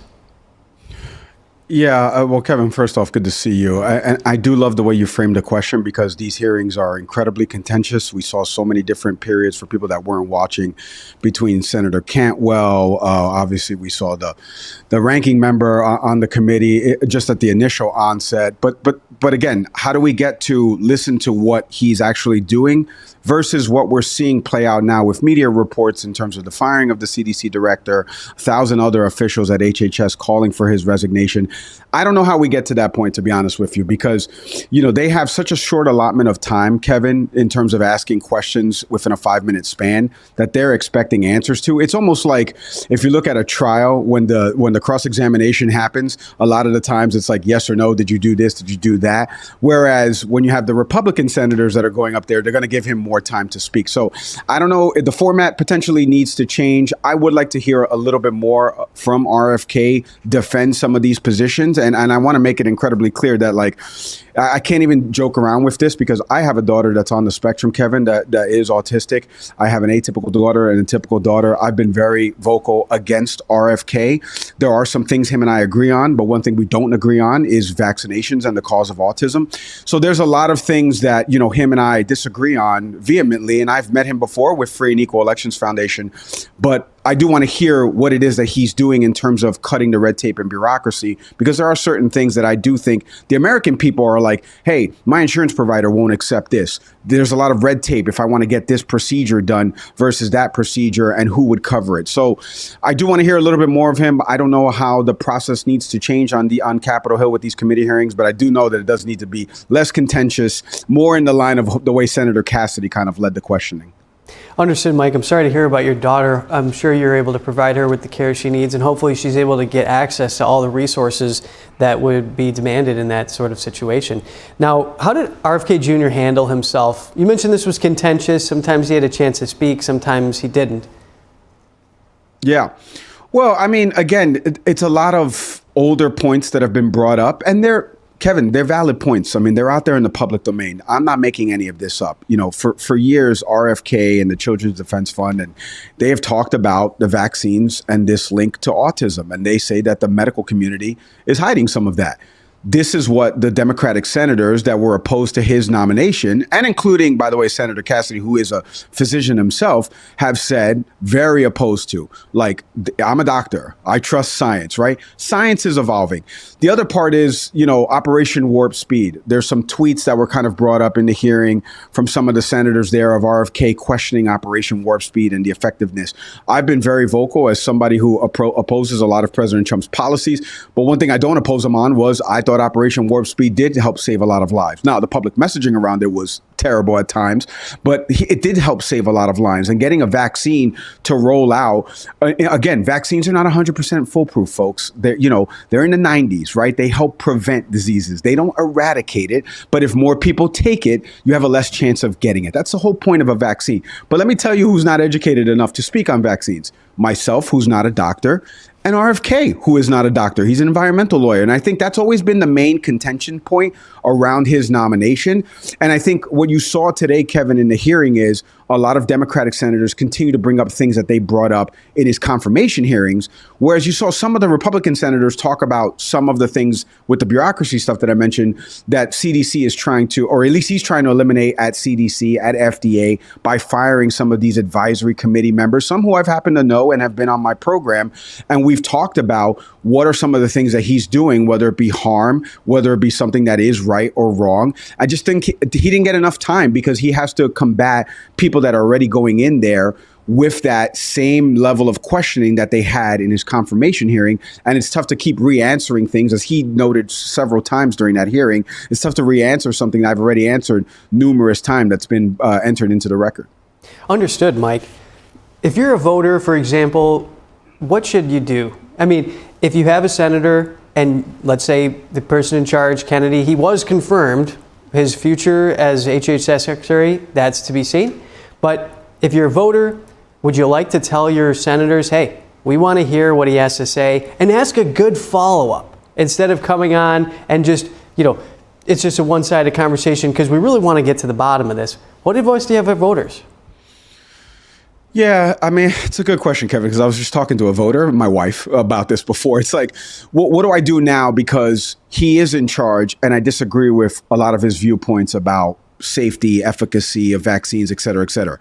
Well, here's what you do. First, elections have consequences. You have to elect people that have the majority of the positions that you agree with, whether it be about the economy, whether it be about immigration, whether it be about climate change, whether it be about this. I think a lot of people, Kevin, don't understand that when a new administration comes in, they get to appoint cabinet members. And those cabinet members oversee agencies at the federal government that trickle down to the state and localities that will make influential policy position and changes. RFK was one of them. And there was no hiding RFK during the election cycle. He ran for president as independent. There was that huge, you and I talked about this, the huge presser that he did with Donald Trump in front of thousands of people there, saying that he was going to put him at HHS and he was going to let him run wild on health. So if you truly felt about that as a voter, or if you're one of these apathetic voters that, was part of the 90 million folks that didn't vote in the process, and now all of a sudden you're up in arms, this is why you need to tune into NTD. This is why you need to listen to information like this, so that way you can make a better informed decision. So that way the person that you want to elect, whether it be senator, House of Representative member, whether it be somebody at the presidential level, will actually put people in charge that agree with what you agree with, which is science is evolving. We need to trust doctors and experts and advisory boards and committees, because doctors holistically maybe don't have the subject matter expertise about one area of medicine. So they put boards together, and those boards make public recommendations, which are followed by the people that are senators, congressional folks that write legislation. That's how this works. So if you want to learn more about the process, you have to continue to stay informed, and you have to listen. We have short retention spans, and people are lazy in terms of their search habits, Kevin, not as human beings, just in terms of their search habits of getting information. Listen to everything, take in all those sets of facts that I just mentioned, and then go make a better informed choice in the ballot box. Taken as a whole in the realm of civics, that sounds like it's really good advice. If you are someone, for example, who disagrees with Trump and Kennedy's viewpoints and the way that they're administering policy, how can these senators make the maximum impact? For example, if they just put out a tweet or an X post and it was just all about how they disagree, what's the difference between that and having Kennedy come in if he can't talk? In other words, what can senators do to make it more impactful and in getting out their grievances? Well, I mentioned before about Senator Cassidy, who's a Republican, obviously in Louisiana, and a doctor, right? I want to encourage people to go back. This is the other part of this, Kevin. People don't watch these hearings, right? I've been watching this hearing for the last hour and a half, and it's still unfolding right now. They're in recess break. And I've been watching this hearing, glued to it, listening to the way senators are questioning him and answers. And then at the same time, looking up the data sets that he mentions, whether it be a study that the CDC did in 2022. I need to find out more about this information. But more importantly, I need to seek out subject matter experts. But let me go back to your question. Senator Cassidy, I think, did the best job. He goes, let me ask you about something you said with respect to this. But he started the questioning with a basic premise. Operation Warp Speed helped save lives. In March of 2020, and all throughout those months, we went through a public health emergency. The globe did, not just the United States. We went through a public health emergency where officials at these agencies were scrambling to get the latest information and data to the American people. President Trump took it upon himself, in addition to the recommendations he got from Dr. Fauci, Dr. Birx, and all of the other medical professionals in the administration advising them, to get Operation Warp Speed underway to roll out a life-saving vaccine that normally takes 5 years to develop, rolled out to the American public in 10 months. So he started with the question of we agree that this was good? Yeah, we agree with this is good. Okay, well, you said that this, and then give data sets and have the person answer back in a respectful manner. Like you said, let me hear your response back. We only have 5 minutes. That's the other part of this, Kevin. We only got 5 minutes, right, to have a conversation. And we don't have 12, 13 minutes. This is not a podcast. So you got to give me your answer in a concise format. And I think Senator Cassidy's line of questioning is something I would encourage other senators to try to go out there and do. You know that you have this person, for all intent and purpose, dead to rights in terms of something that they said that's contradictory contradictory to what they're doing right now, policy position wise. So frame the question properly, then lead them down the rabbit hole and say, you said this, but right now you're doing this. Why the mixed messages? And then let the person give them a chance to answer and respond. I think he did the best job Senator Cassidy did in that exchange with RFK. And while many Americans share concerns that some of the Democratic senators were voicing today, a lot of times you mentioned cross-examining, right? Well, when you have a yes or no question posed to someone like Robert F. Kennedy Jr., who is dealing with a whole range of issues that are very nuanced, those don't seem to be as fruitful as maybe some of these open-ended questions that you're supposing. Is that right? Yeah, I think, like, here's the thing, right? And again, as I've spoken to members of Congress in their preparations for some of these committee hearings, so I have a little bit of the background knowledge from talking to staffers up on the Hill. Like, they're preparing it almost like an interrogation. I'll just give you an example for, Congressman Glenn Ivey has been on the program from Maryland's 4th District in the House there. And he's a former prosecutor, right? So he prepares his line of questioning similar to how he would, like we just talked about with this cross-examination. But like we said, I've got 5 minutes, so I need you to answer this. So you want to make the question more poignant that it's only a yes or no. It can't be something that needs to go beyond a yes or no, because then, like you said, the framing around it could be, well, he asked them an open-ended question, but told them, give me a yes or no, which we all know can't be a yes or no, right? So I think it's incumbent upon these senators and members of House of Representatives to just put aside for a second the way they personally feel about the confirmation and ask the question in a more guided path, so it doesn't lead RFK to wander, because we do have to cut him off, Kevin. We only have 5 minutes. But also try to eliminate, like you just said, a little bit more of the yes or no questions. Unless it's like, hey, is your name Robert F. Kennedy? Yes or no, right? But like, we're not going to ask something as basic as that.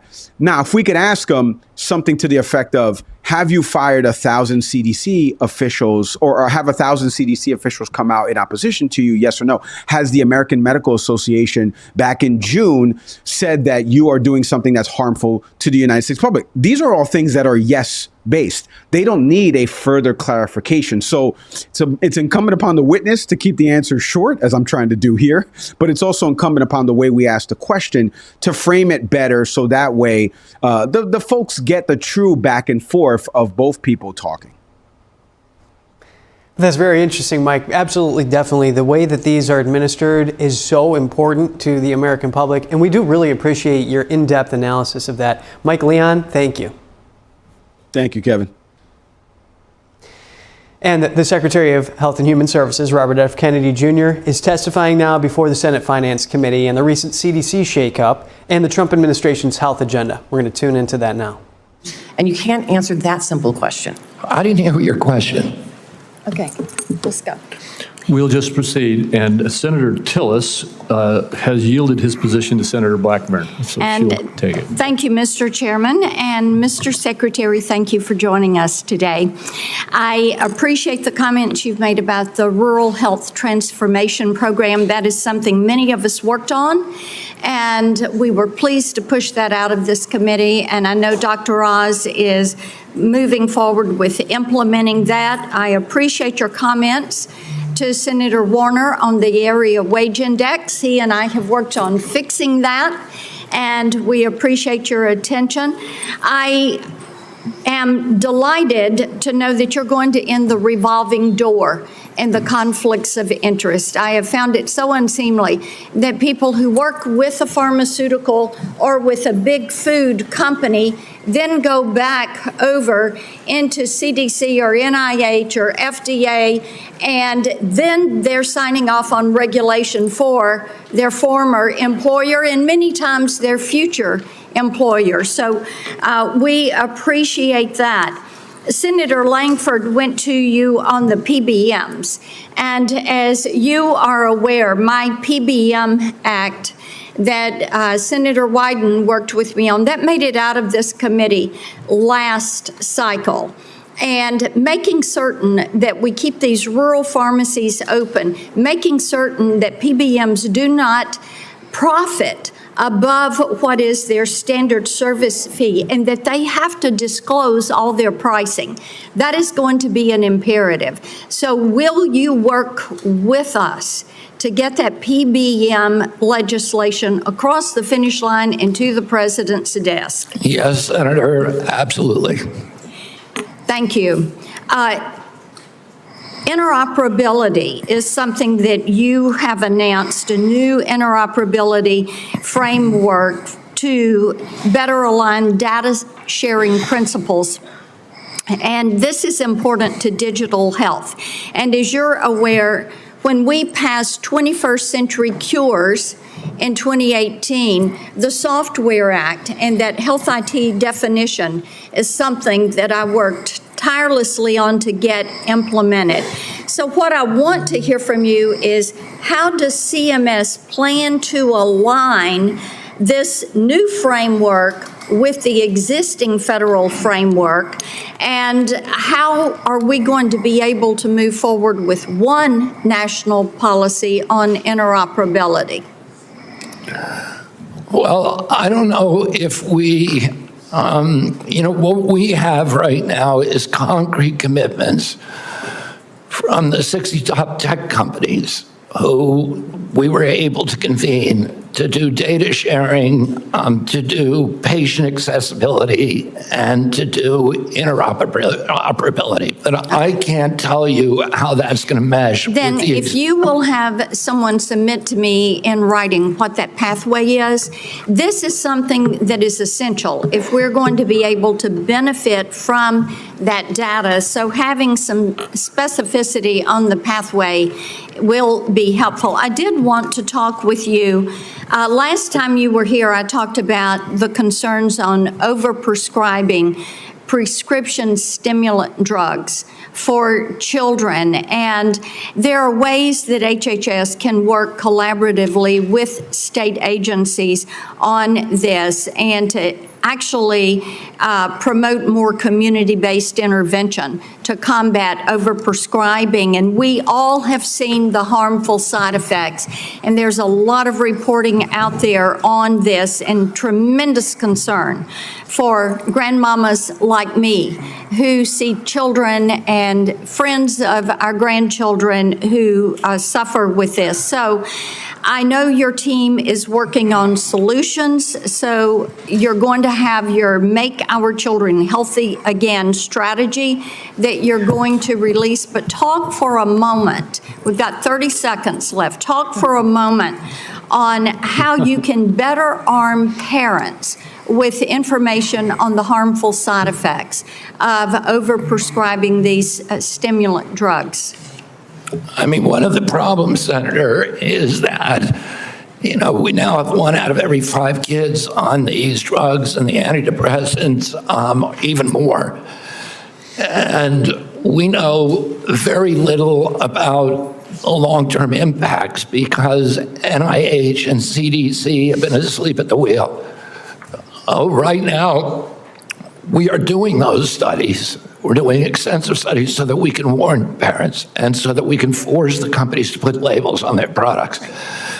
And, we'll do whatever we can to show that, just to get data out to the public. That's really what our function is.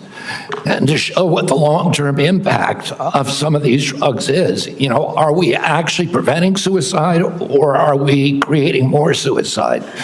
And that's something that we don't know the answer to, which is, how did these drugs become so common in our society without us even knowing the answer to those questions? That is malpractice at these agencies, and that is the malpractice that I am going to fix. Thank you. Thank you. Senator Warren. Thank you, Mr. Chairman. So last November, while you were under consideration to become Secretary of Health and Human Services, Mr. Kennedy, you said, quote, "If vaccines are working for somebody, I'm not going to take them away." No exceptions, no ifs, ands, or buts. You would not take away vaccines from anyone who wanted them. Then last week, you announced that the COVID-19 vaccine is no longer approved for healthy people under the age of 65. In announcing the change, you said the vaccine will be available for anyone who wants it. Now, obviously, both things cannot be true at the same moment. So let's clear this up right now, Secretary Kennedy. Will you tell America that all adults and all children over 6 months of age are eligible to get a COVID booster at their local pharmacy today? Anybody can get the booster. I'm sorry? Anybody can get it, Senator. Anybody. So you're saying that is now the official rule of HHS. Anybody is eligible to get a booster by just walking into the pharmacy. It's not recommended for healthy people. No. If you don't recommend, then the consequence of that in many states is that you can't walk into a pharmacy and get one. It means insurance companies don't have to cover the $200 or so cost. As Senator Dr. Cassidy said, you are effectively denying people vaccines. We're not going to recommend a product for which there's no clinical data for that indication. Is that what I should be doing? What you should be doing is honoring your promise that you made when you were looking to get confirmed in this job. You're going like this. And that is, you promised that you would not take away vaccines from anyone who wanted them. You just changed the classification of the COVID vaccine. I'm not taking them away from people, Senator. It takes it away if you can't get it from your pharmacist. Well, most Americans are going to be able to get it from their pharmacy for free. Most Americans will be able to get it from their pharmacy for free. The question is everyone who wants it. That was your promise, No, I didn't. I never promised that I was going to recommend products for which there is no indication. When you said... And I know you've taken $855,000 from pharmaceutical companies, Senator. Did you hold up a big sign saying that you were lying when you said that? Because you are the one who said you would not take them away. Now, Senator Kennedy, I'm not taking them away from anybody. Secretary, you want me to indicate a product for which there is no clinical data? Senator, is that what you want? Secretary Kennedy, you said you wouldn't, and now you did. I'm not taking them away. Everybody can get access to them. No, they can't walk into a pharmacy the way they could last month and get access to It depends on the states. A year ago, but they can still get it. Everybody can get it. Everybody can get it, Senator. So look, let's move on. You clearly are taking away vaccines. I've seen the list for what's coming up next, and that is the agenda for the next CDC vaccine panel. And first up is ratifying your COVID actions. Second is hepatitis B is on the agenda. So should Americans expect you to take away hepatitis vaccine access as well, even though you promised not to? As I said, I'm not taking vaccines away from anybody. Okay, same answer, right? You're just going to deny that when people can't get access, that you're not taking it away. Then let me ask you, is that the same game you're going to play with measles, you want me to recommend every product in the world so that without any clinical trial data? Through on your promises. Yeah, my promise was to give. A month ago, we could get COVID vaccines by just walking. You can still get COVID vaccines, Senator. You are taking that away. No, you are you can still get the COVID vaccines, and Medicare will still pay for them, and Medicaid will still pay for them. Tell the head of the CDC that if she refused to sign off on your changes to the childhood vaccine schedule, that she had to resign? No, I told her that she had to resign because I asked her, are you a trustworthy person? And she said no. So if you had an employee who told you they weren't trustworthy, would you ask them to resign, Senator? So I'm sorry, but this is not what she has said publicly. She has said I'm not surprised about that. So you're saying she's lying? Yes. Every conversation I had with her, there were witnesses. Let me get this straight. This is the same person that less than a month earlier, you stood next to her and described her as unimpeachable, and you had full confidence in her, and that you had full confidence in her scientific credentials. And in a month, she became a liar? Yeah, you should ask her what changed. And by the way, a month ago, you were voting against her. Oh, because you thought she was either incompetent, ineligible, or unsuited to the task. I voted Now I against her agree because with I was afraid she was going to bend the knee to you and Donald Trump. And it looks like she didn't bend the knee, so you fired her. Look, you are putting America's babies' health at risk, America's seniors' health at risk, all Americans' health at risk, and you should resign. Senator Sanders. Just want to pick up on Senator Warren's point. Are you telling us that the former head of CDC went to you, you asked her, are you a trustworthy person? And she said, no, I am not a trustworthy person? She didn't say, no, I'm not a trustworthy person. She said, no. Wow. Giving a quote. And I asked her twice. No, 1 second. And you're also repeating now that she is a liar, correct? What she wrote in the Wall Street Journal. If she wrote that I fired her because she refused to sign on in advance for the ASIP committee, no, that's not accurate. All right, so you're calling her a liar, and I look forward to her coming before the Help Committee, maybe this committee as well. All right, Mr. Secretary, I've got a bunch of questions.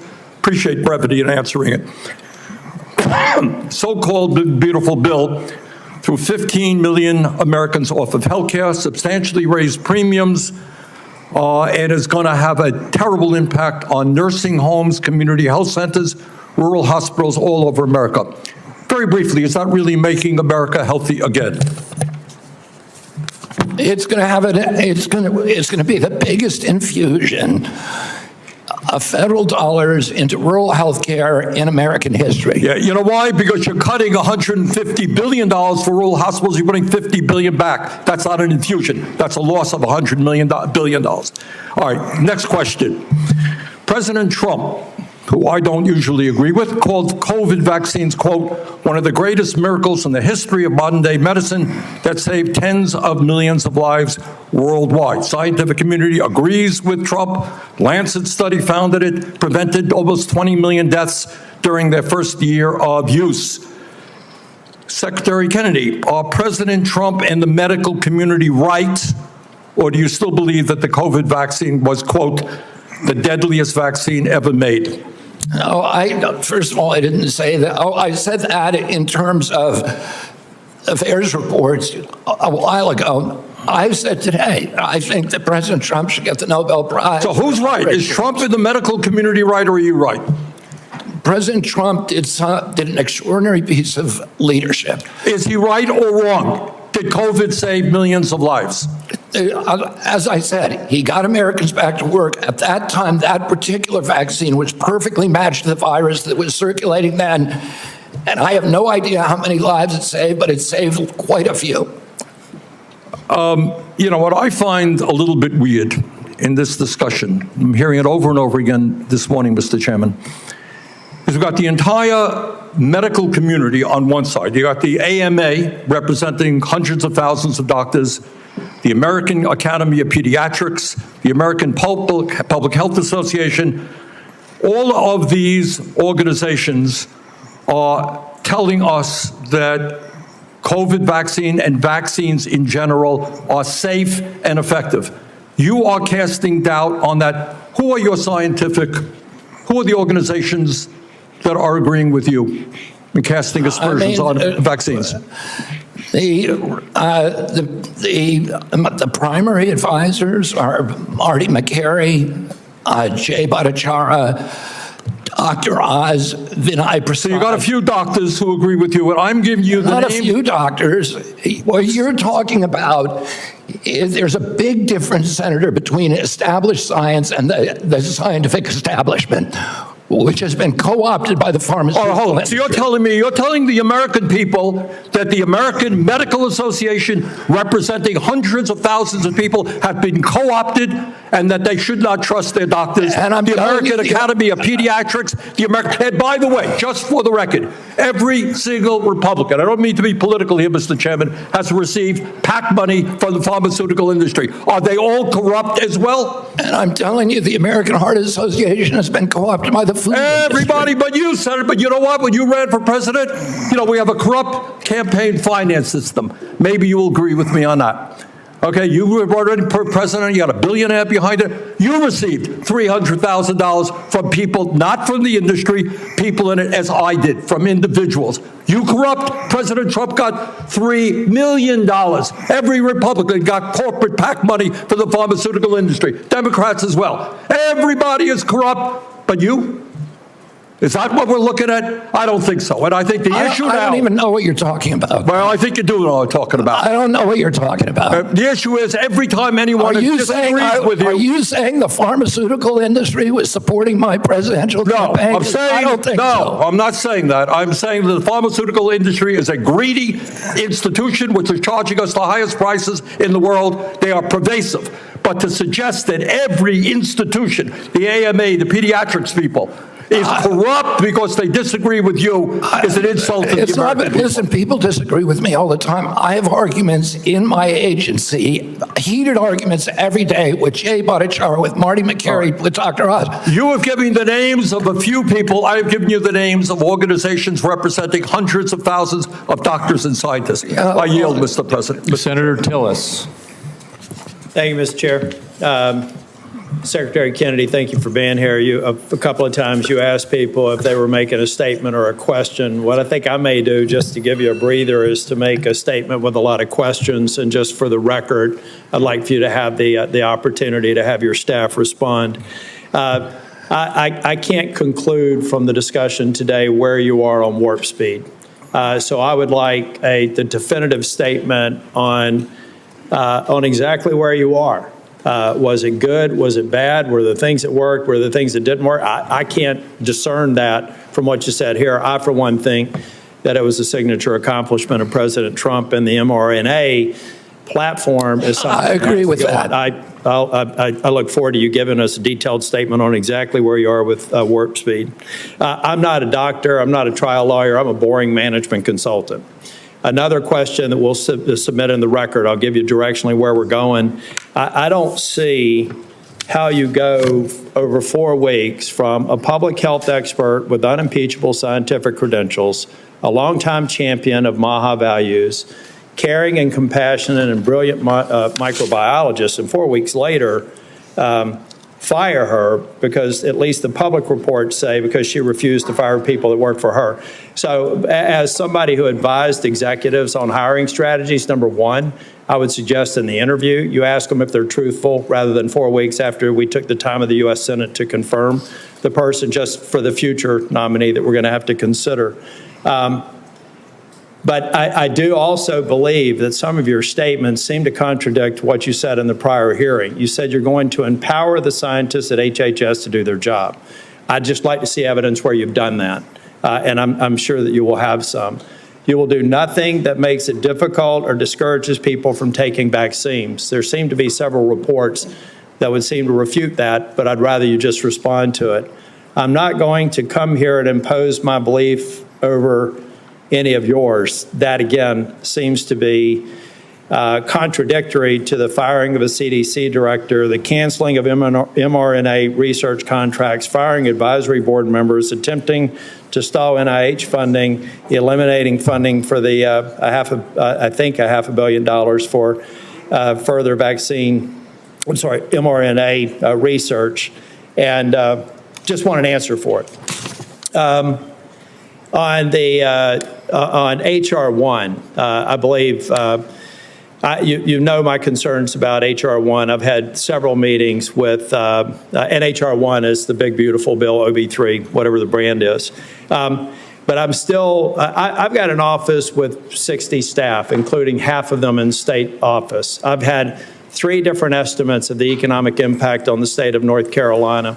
Can I get your commitment? And I have been looking for somebody that's far more resourced than an office of 30 people up in here in D.C. to disprove my estimates with respect to the impact on North Carolina, period. And I've yet to have anybody. I would love to be embarrassed and be wrong, but I would like to get your commitment for people to tease through the numbers that I provided before the vote on H.R. 1 that says that if you normalize 3 independent estimates across a broad spectrum, $25 billion over 10 years. I don't need your response now. I want somebody to destroy my estimates because to this point, the most resourced health agency in the world has only given me word salad responses, and I need that so that we can prepare for the response. $25 billion over 10 years is half of the rural relief fund over 5 years. And so we just need to have that fact as a matter of policy so that we can go in North Carolina and absorb it. And I know every state's different, and I'm assuming every one of my colleagues here have done the math for their states, not focused on that. But I want you to destroy my estimates if they're in fact wrong, and I want you to acknowledge them if in fact they're right. That will come into question as well. Mr. Kennedy, you've stated multiple times in response to other members' questions that scientists were lying. We'll go back to the record in cases where you've said that. I'd just like to see the scientific evidence to substantiate that. I'm going to stipulate that you were honest and you had research behind it. We'll go back and figure out what scientific studies you believe are founded on lies and not scientifically viable. And then finally, I just want to give you an opportunity. Apparently in the exchange with Senator Bennett, you said you agreed with Dr. Levy's statements, who said that the mRNA vaccine caused serious harm, including death, particularly in young people. They said you agreed with that comment. Did you agree with that comment or not? I think that's true, yes. Okay, thank you. Thank you, Mr. Chair. Thank you, Mr. Tillis. We now have Senator Smith. You're recognized. Thank you, Mr. Chair. So, Mr. Kennedy, I have sat here for the last many minutes and listened carefully to your testimony. And I think actually Senator Tillis laid out so many of the ways that what you have said has contradicted yourself and others. It's, I mean, I don't even know where to start. So I'm going to start here. Over the last 8 months, you have claimed to make America healthy again. But in actual fact, you have led the charge in the Trump administration to destroy what is best in our healthcare system. And your denials and your evasion and your lies here do not change that. You are the Secretary of the Health and Human Services, yet you're trafficking in these fringe idea and discredited theories that are completely out of step with the scientific consensus. And you seem to be willing to say anything in the moment, even if it's untrue. So last time you were before Congress, Secretary Kennedy, you claimed, and I quote, "I have never been anti-vax. I have never told the public to avoid a vaccination." But in a podcast, you said the opposite. You said there's no vaccine that is safe and effective. So that sure sounds anti-vax to me, Secretary Kennedy. So let me ask you, when were you lying, sir? When you told this committee that you were not anti-vax, or when you told Americans that there's no safe and effective vaccine? Both things are true. Oh, so more denial, more back and forth. I mean, here's what I know. Here's what I know. You want me to explain why, Senator? You just No, actually, I want you to listen to me. Okay, go ahead. I want you to listen to me, because I've been listening to you. You said that ACIP is an independent panel after you stocked it with your picks. You said that you want evidence-based science, but it seems that what you mean is evidence that supports your view, not the scientific consensus.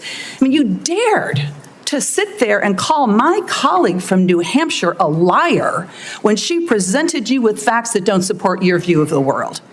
It's incredible. But let me move on. Just last week, in the days after the tragic shooting at Annunciation Catholic School in my home state of Minnesota, you went on Fox News blaming school shootings on antidepressants. You have no evidence of that because you have no evidence of a connection. And you want to talk about... You're just saying something. You're just making stuff up. You know, this is what you say, right? Secretary Kennedy, when someone presents you with information that does not fit... I did not blame that shooting. I have no idea whether... I have no idea, and I never said that. You're making it up. You're twisting. Yeah, you are. Secretary you are being Kennedy, dishonest right now. If you want to talk about mental health and gun violence in this country, if you want to talk about mental health and gun violence in this country, we should be talking about that, because that's what the parents of Annunciation School You don't want to talk. You want to harangue, and you want to you want to have partisan politics. I want to actually solve these problems. Ms. Secretary Kennedy, what the Trump administration is doing right now is making it harder for people in this country to get access to mental health care. So don't talk to me about solving the mental health care crisis when you are making it harder. You cut Medicaid, which is the #1 payer for mental health care services in this country. You decimated the agency at Health and Human Services that focuses on mental health and substance abuse. That's what states count on. They're cutting their services to schools as a result of that. Several years ago, in a bipartisan way, Congress came together and passed the Safer Communities Act, which made important investments in mental health care and did some important, though small things, to reduce access to guns. What do? You propose cutting that funding. This is what we're talking about in your leadership in the Department of Health and Human Services. If you want radical transparency, as you talk about, I mean, take a look at what you are doing. And, you know, I've heard a lot about MAHA today while we've been here. There's a lot of Americans, Secretary Kennedy, who trust you, who believe what you say, especially when you say you're standing up to corruption. And I think that they need to know, you apparently have a lot of influence with President Trump. Did you ask him not to roll back these regulations that are stopping the big corporations from dumping heavy metals and endocrine disruptors into our soil and water? I mean, there's no evidence that you have been even opposing that. Did you do anything to stop the Trump administration from rolling back this handout to Big Pharma that makes it easier for the big drug companies to charge more for cancer drugs? No, you presided over that. I mean, it's stunning, really, what's happened over the last 8 months. It's stunning to me. And I just hope that in this moment, our colleagues, there's hardly anybody left in this room, are going to think about what it is that you've done, what your legacy is going to be at the Health and Human Services Agency, and pay attention to the damage that is being done here. Senator Marshall. All right. Thank you, Chairman, and welcome, Mr. Secretary. One of your themes for the CDC is transparency. And I think when I hear you talk about transparency, I think part of that is sharing what you know, what the CDC knows with parents so that they can make decisions. Behind me, yeah, I know it's going to be hard to see from there. I can barely read it. This is the current CDC recommendations for vaccines for children. On day number 1, they get their first jab, a hepatitis vaccine. By the time they're 18 months, they've had 18 jabs. By the time they get to be old enough to vote, they have 76 jabs. Now, when I listen, what I hear you say is that, look, vaccines are drugs. We need a measured response and a measured, when do we use this? It's interesting that the United States has put age 65 and older for COVID vaccine. UK has chosen 75 and France 80. Obviously, scientists disagree exactly when that should or shouldn't be. You know, hepatitis B vaccine, it makes no sense to me. I've only delivered 5,000 babies, but we do a hepatitis test on every mom. By the time she delivers that baby, I know her pretty well. And if she doesn't have any risk factors, if she's not an IV drug abuser, if she's in a stable monogamous relationship, nobody at home has hepatitis, I don't see the benefit myself in that hepatitis vaccine. Everyone's eligible for it. Everyone can get it. And my pediatricians always agree with me. And no, I'm not saying if you don't know the hepatitis status of that patient, they shouldn't get it. I'm not saying if person's had no prenatal care, that puts them at risk for hepatitis. Can you just speak a little bit, when you talk about transparency, and trying to empower and make vaccines available, these should be treated just like a medication. Yeah, I mean, you know, I say I'm not anti-vaccine. Saying I'm anti-vaccine is like saying I'm anti-medicine. Well, I'm pro-medicine, but I understand some medicines harm people. Some of them have risks. Some of them have benefits that outweigh those risks for certain populations, and the same is true with vaccines. And we don't understand the risk profile because vaccines are the only medical intervention, medical device, or pharmaceutical drug that are exempt from pre-licensing safety studies. Mr. Secretary, and I guess before the press labels me wrong, I'm not anti-vaccine either. I think MMR has been a great vaccine. The DPT's been a great vaccine. Polio's been a great vaccine. Smallpox. So there are great, but it's the measured approach that we're after, the transparency. You're trying to empower parents here. What I feel the difference is, sometimes my friends across the aisle feel like there's a one-size-fits-all, that they should be telling parents what to do. And what you and I are fighting for is we want to empower parents to make these decisions. I want to talk about morbidity and mortality of COVID for just a second. It is so true that two things can be true, and I don't understand why, just the rabbit hole some of my colleagues are going down. There's a big difference. When I was out there practicing, doing volunteer work, I was so confused myself on the numbers. People dying with COVID versus from COVID.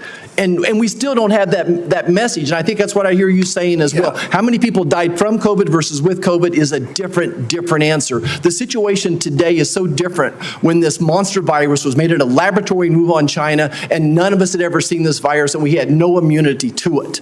But today, every American's had COVID a dozen times probably, and we built up immunity. I think that's why both things are true. It was a miracle. Warp speed was a miracle, what President Trump and his team did, and it saved millions of lives most likely. But it's also true that it probably killed some people. Like most vaccines do, there is a death rate associated. So both things are true. Anything else you want to clear up on the morbidity, mortality of COVID and COVID vaccines? Well, I think you just cleared it up. The COVID vaccine was critical. President Trump's leadership got it to us when our society was locked down. It allowed us to open up. It was, as I said, perfectly matched to a virus that was new in the experience of humanity. And so it was a miracle. Right now, we're dealing with completely different circumstances, where the virus has mutated, where it's much less dangerous, where there's a lot of natural immunity and herd immunity. And so the calculus is different, and it's complicated. And, if you just want to turn everything into a soundbite, it makes it, you can't have a grown-up conversation. But, there were more reports to VAERS, which is the only surveillance system that we have, of injuries and deaths from that vaccine that all vaccines put together in history. So we have to acknowledge that there was a cause. We acknowledge that there was a benefit. We can't quantify either one because of the data chaos at CDC, and that's all I'm saying. And they think I'm being evasive because I won't make a kind of a statement that's almost religious in nature. Did it save 1 million lives? Well, there's no data to support that. Or maybe data, there's no study, there's modeling studies, there's faulty data. I'm not going to sign on to something if I can't do it to a scientific certainty. It doesn't mean that I'm, anti-vax. It just means I'm pro-science. Thank you. I yield back. Thank you. Senator Lujan. Thank you, Mr. Chairman. Secretary Kennedy, Dr. Daskalakis, who recently resigned as director of the National Center for Immunization and Respiratory Diseases, his resignation letter stated he and his team were never allowed to brief you. I'm curious who you're listening to, since it's clear you're not listening to qualified experts like Dr. Daskalakis. Can you give the committee the name of the person? I don't consider Dr. Daskalakis. Mr. Secretary, the question that I have for you is, can you give the committee a name of who you're getting briefed by? I'm getting briefed all the time by CDC. Just a name. Well, Dr. William Thompson's one name. Thank you very much, sir. Now, but I can get you a whole list of others. It's on my schedule. Mr. Secretary, that's not a hard question. You know a lot of answers. I'm not being evasive. Okay, then you answered it. Let's go on. Now, you said that you're soon going to release a study claiming to reveal the cause of autism, timed unsurprisingly with the upcoming ACIP meeting to justify taking vaccines from Americans. Now, as you know, autism affects millions of children. So I'd guess you'd have the nation's top medical experts working on this. Mr. Kennedy, you hired a man named David Geyer to conduct this study. Is that correct? No. Is Mr. David Geyer working for HHS? He's a contractor, but he's not conducting a study. He's a contractor? He's a contractor. Do you know who works for you, Mr. Kennedy? Yeah. Do you know that Mr. Geyer is listed as a HHS on the employee directory as a senior data analyst, not a contractor? He's a contractor. He's not an SGE. So is your website wrong? He's not an SGE. I don't know what. I'm going to pull up the website for you. He's a contractor. If the website says he is a senior data analyst, will you at least admit to the committee? Well, I don't know if a contractor can be classified as a senior data analyst or not. Is Mr. Geyer a doctor? No. Did you know he never went to medical school?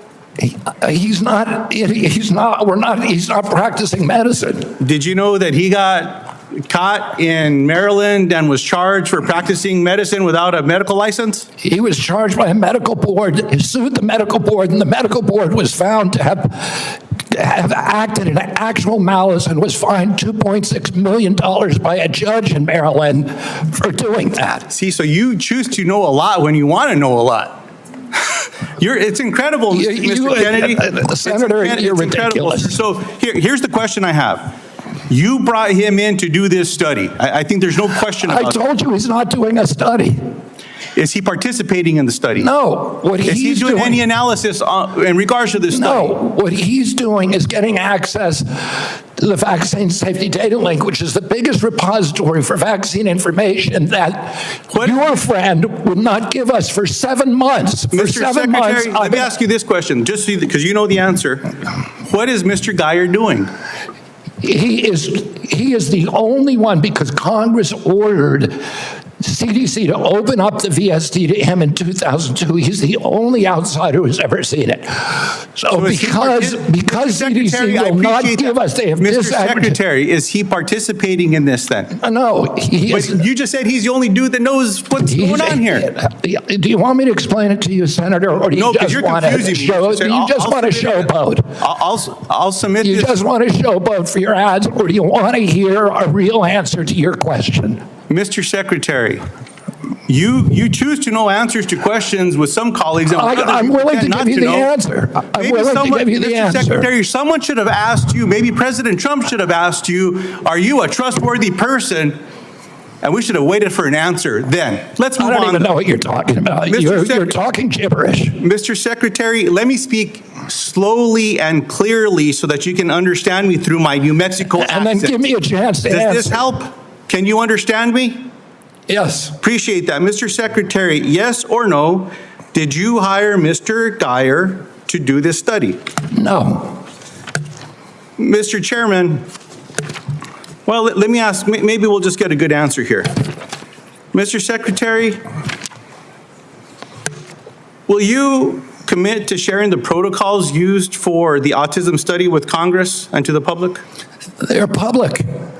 Will you commit to giving it to this committee by the end of the week? No, not because that's not the way it works. Will you don't even know what you're talking about. Mr. Secretary, will you commit to sharing the protocols for the study by the end of the month? We already have You just said it's public. We put out the notice of funding opportunities, and then the scientists from all over the world. You're not understanding me. Let me No, you're not understanding how the world works. Do you understand what the protocols are? Do you understand what they are? The scientists who are doing the studies submit the protocol. Okay, so you know what they are. That's not coming from us. So will you commit to sharing those protocols with this committee? Well, anybody can get a hold of the protocol. It's published with the study. Mr. Chairman, what I'd like to ask is for your commitment here. I'll send a letter to the Secretary. I'll ask for support from the leadership of this committee to ask for those protocols. Good. If those protocols are not given to this committee— Anybody can get the protocols. Mr. Secretary, I'm not talking to you. Mr. Chairman, what I'm asking— If the protocols are public, we can work with you to— What I'm asking, Mr. Chairman, is that if those protocols are not given to this committee, I'm asking for your agreement that we follow through with the subpoena to get them. No, I will not agree to a subpoena anything. Let's see what happens. Mr. Chairman, you'll help me get them if they're available publicly? Yes. I appreciate that, Mr. Chairman. Mr. Kennedy, with all the questions here today, people just want to know the truth. I don't think so. Mr. Secretary, you don't think so. Thank you. I don't think so. I hope everyone recording that got that, because there explains the Secretary's tenure here. Look, two young ladies in Las Cruces, New Mexico at a town hall recently gave me this starfish pin. I was going to give it to you today, but after your questioning today, I don't think you deserve it, because what this represents is to remember that every one of us can make a difference, sir, to something as small as a starfish on a beach that maybe got washed up, you throw it back in the ocean. You might not save them all, but you can save one. I'm sorry that you're not worthy of this. Nice little pin, sir, is a nice reminder. I'm going to pray for you, Secretary Kennedy. I hope we do better. I want you to do better. But today was a failure for you, man. I yield back. Senator Warnock. Thank you, Brother Chair. Less than a month ago, we received the heartbreaking news that a gunman opened fire at the CDC campus in Atlanta, Georgia. This obviously is my neck of the woods. This is heart-wrenching for all Americans, but for those of us especially who live in that area. A DeKalb County police officer, David Rose, was killed. The shots hit buildings on campus in at least 180 places, narrowly missing the CDC's daycare center. Law enforcement recovered nearly 500 shell casings. Clearly, he came to do a lot of damage. It's a miracle, and thanks to the quick action of Metro Atlanta and state law enforcement, more people were not killed. The Georgia Bureau of Investigation announced that prior to the attack, the gunman expressed discontent with the COVID vaccine and, quote, wanted to make the public aware of his distrust of the vaccines. Secretary Kennedy, I assume you are aware of these disturbing reports of the gunman's motives? Yes. And, I understand that some people may have concerns about new medical breakthroughs, but those people don't have the world's top medical experts working under them. You've been over HHS for 7 months now. Have you ever been briefed by CDC's career immunization officials to discuss your concerns? And by the way, every member of this panel has criticized President Trump and demonized him. Have you ever Are been you briefed? complicit in the assassination attempts on President Trump? Sir, I'm asking the questions. You are the witness. It's a simple yes or no question. Have you ever been briefed by CDC's career immunization officials to discuss their concerns? Yes, I have. What was the answer? Yes. You have been briefed by CDC officials, the career immunization officials, to express your... The senior vaccine safety scientist, for example. Have you ever been to the CDC as secretary before the shooting on August 8th? Have I ever been there as secretary? Have you been there as secretary before the shooting? No. Okay. Let's return to the shooting and the aftermath. Secretary Kennedy, I'm about to ask you a series of yes or no questions about the events of the past month. And I would appreciate just a yes or no response. You called Dr. Menarez to your office on August 25th for a meeting. Is that correct? Yes or no? It could be. I just don't know the date. I'd have to check my calendar. Was Jim O'Neill the man you just appointed as acting director of CDC in the room on whatever date you met with him, since you can't recall? Was he in the room when you met with Dr. Menarez? In that meeting, did you criticize Dr. Menarez for her statements to CDC following the shooting where she said, quote, misinformation can be dangerous? I don't believe so. I have no recollection. You don't believe you criticized her? Oh, I criticized her. Did you criticize Not her? For that. Did you criticize her? I don't even. Did you criticize her for her statements to CDC workers following the shooting? Did I what? Did you demand that she fire career scientists or public experts at the CDC? Yes. Did you demand that she accept the recommendations of your hand-picked vaccine advisory panel without further review by career CDC scientists? No, I did not. You didn't ask for her commitment ahead of time that she would accept the recommendations from the advisory panel. You're denying what that? I asked her about is she had made a statement that she was going to not sign on, and I wanted clarification about that. Did you tell her to accept the advisory panel's recommendations? I told her I didn't want her to have a rule that she's not going to sign on to it. Did you say that the CDC was, quote, the most corrupt federal agency in the history of the world? Not the history of the world, but definitely Did you within say HHS. Did you say that? I did not say that, but I did say it's the most corrupt agency in HHS, and maybe the government. So you call the CDC corrupt. Did you say that CDC staff are, quote, horrible people?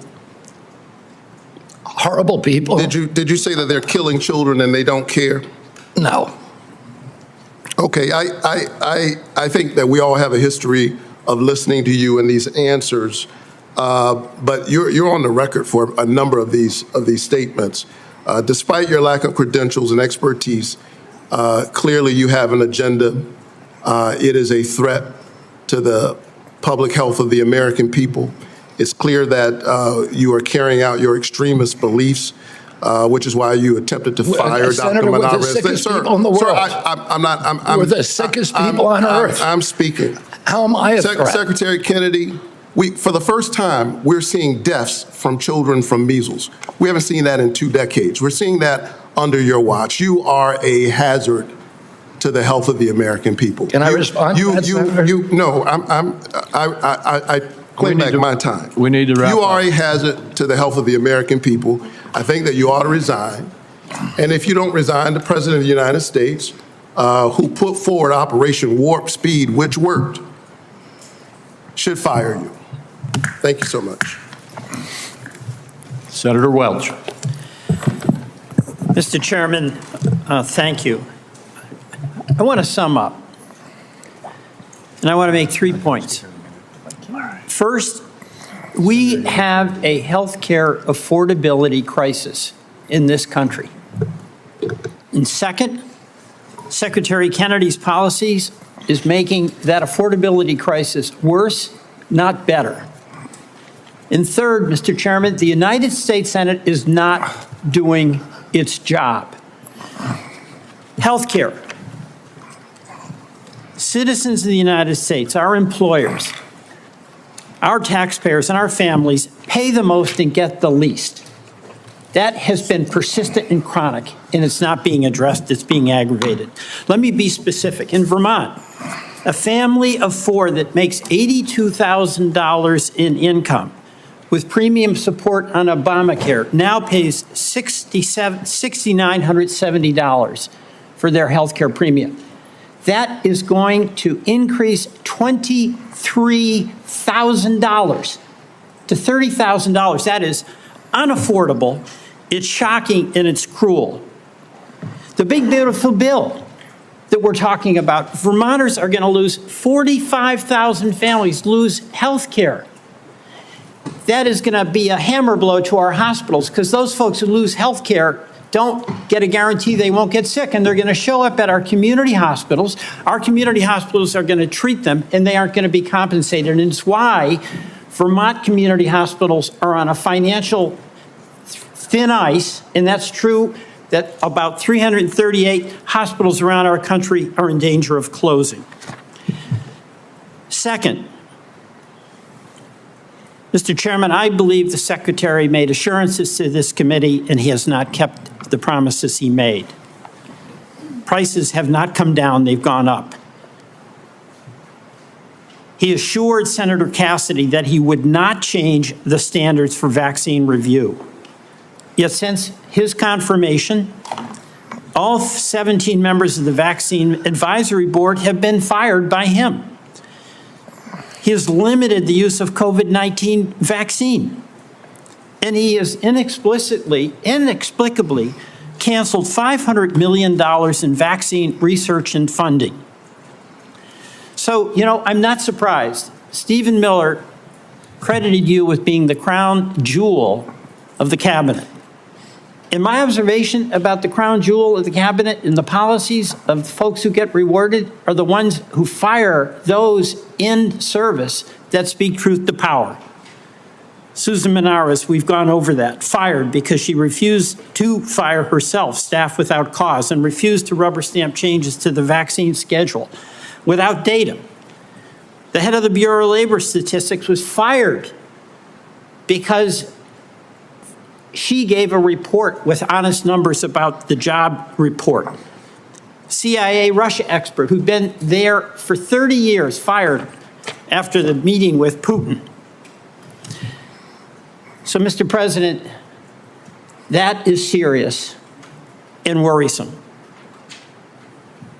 But I want to finally end by challenging us in the United States Senate to do our job. We have a constitutional responsibility to be a check and balance. And the fear of our founders was that there would be a concentration of power in one branch, and that would lead to catastrophic consequences for our country. And what has Congress done? On oversight and advice and consent, we have confirmed a vaccine denier. On tariffs, we've given up our constitutional responsibility. On appropriations, we're bending the knee to an administration that is rescinding and decided what to spend and what not to spend, despite what our law in a bipartisan way was passed. We cannot cede power, and there are consequences. A crumbling healthcare system, a deficit exploding, and our allies losing faith in us.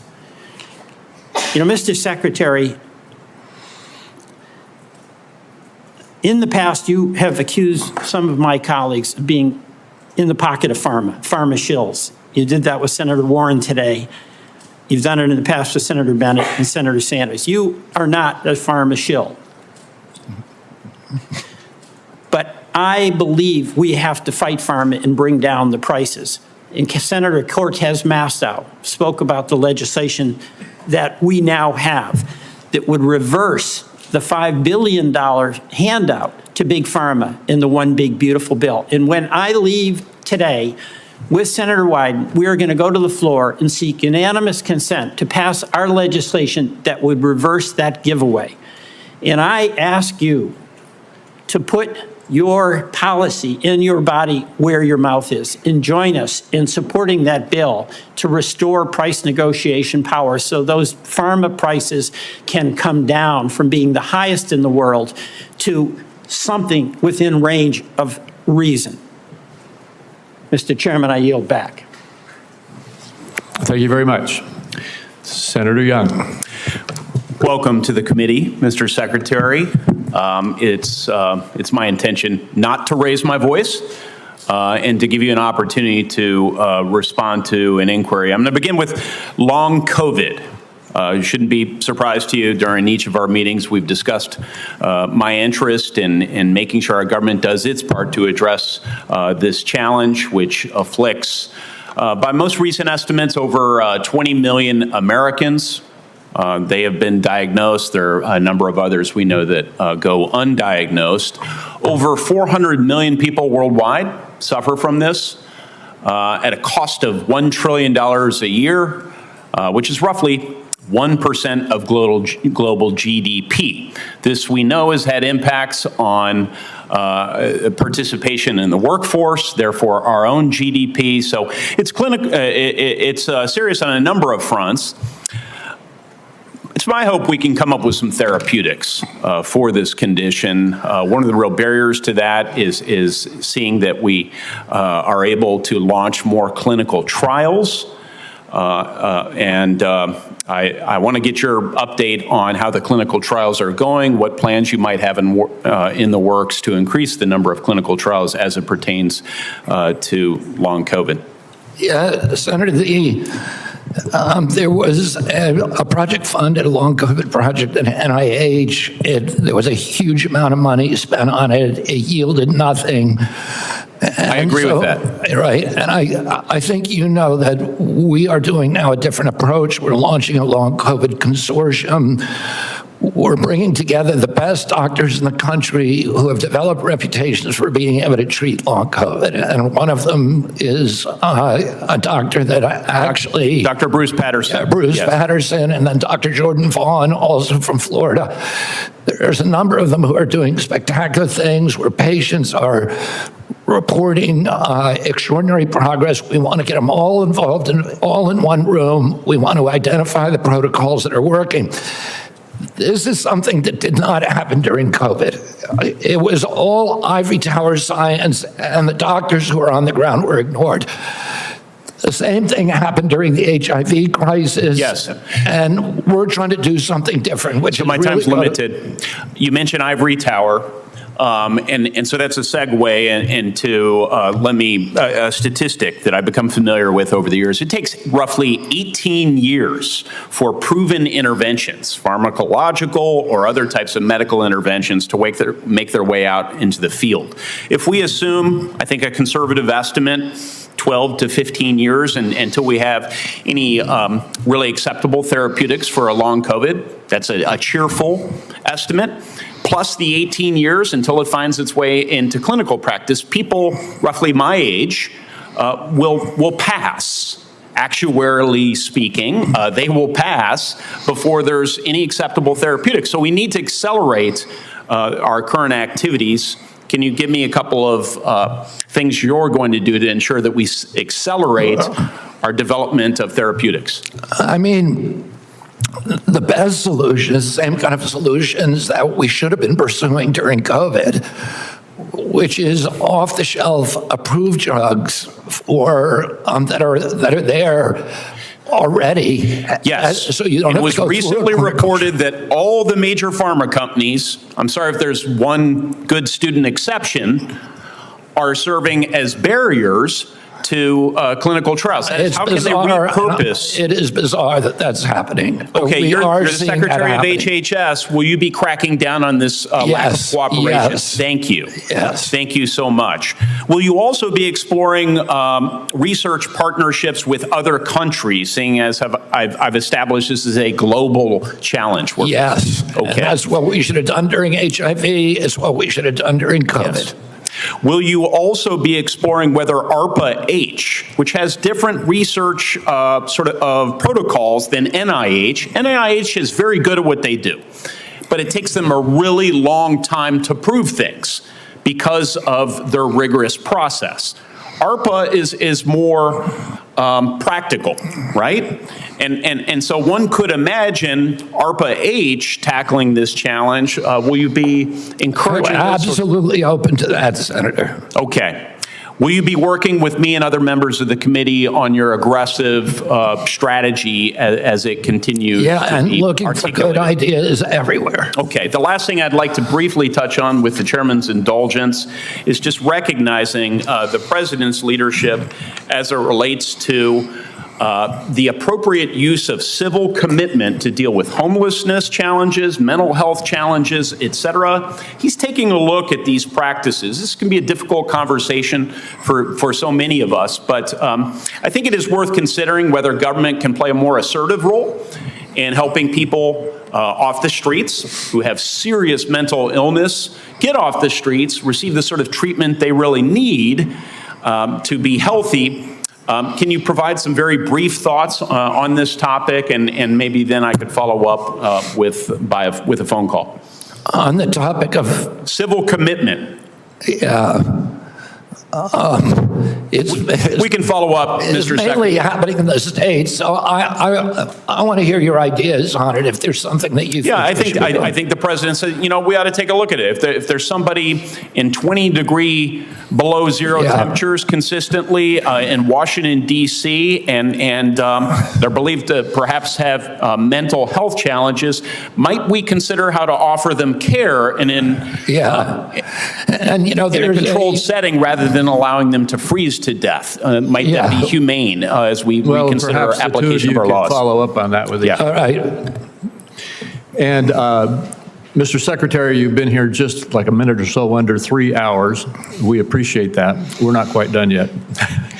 Senator Wyden has asked for one more round, so I said he, as the ranking member, should have the right to have one more round of 5 minutes for himself. And so, Senator Wyden, why don't you go ahead? Mr. Secretary, we'll keep this brief. I want to ask about mifepristone. I was the first member of Congress to hold a hearing on this drug, which now has served more than 7.5 million women. And of course, it is used for reproductive health and medication abortion. It has been documented again and again as safe, and people say safer than Tylenol. And the reason that I'm asking the question is that I'm getting reports that you've said you're going to conduct a complete review of mifepristone's safety. And what we're hearing is it's not based on new clinical trials or data from the scientific community, but on one reviewed paper that's not a peer-reviewed paper by a political organization and Project 2025 sponsor whose stated mission is to advance an anti-abortion agenda. So what I'd like to hear today is for you to say that you'll commit that your best scientists, without bias, will be permitted to conduct this entirely unnecessary safety review. I don't see any evidence for it. You've called for it. But what I'd like to do is make sure that it's done right, and I'm very troubled by what I've heard about it. Your thoughts? You have my commitment. Okay.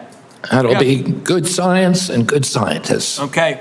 We'll get back to you to talk about specifically how that's going to play out, but I appreciate that.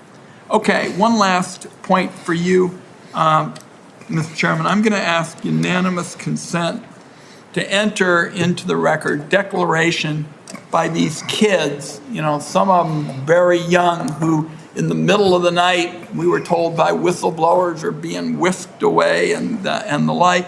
And what I'd like to enter into the record are statements by these kids that we have learned about, and also a memo prepared by the Guatemalan government outlining the deportation effort into the record. We've been able to obtain that, and I think it's an important part of the debate. And with that, I beat my time of 5 minutes. All right, without objection. Thank you very much, Senator Wyden. And we are now at the point where I'll just make a couple of very brief personal closing remarks, and then I've decided, Mr. Secretary, you know, I said at the outset of this hearing it was going to be some partisan battling going on. That is something that is very obvious to anybody who's paid any attention to what's happened in the last 3 hours. There were several times that you were cut off, or I had to cut you off because we needed to keep moving along. And I'm not suggesting that you need to or should, but if there's anything that you felt you didn't have a chance to.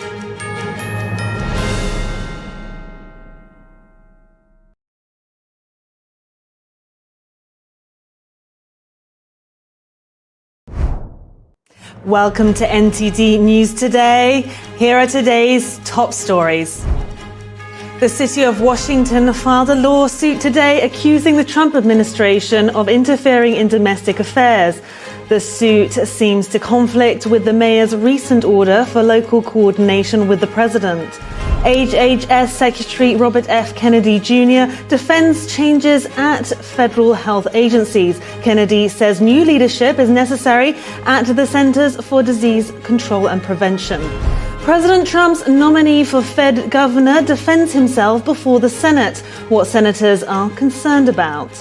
The White House is asking the Supreme Court to overturn a lower court ruling that struck down most of President Trump's global tariffs.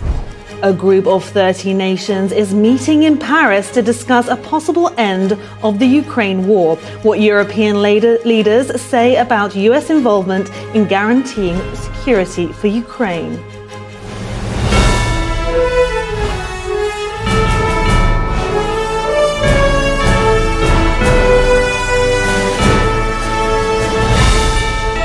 This is NTD News Today, live from our global headquarters in New York City.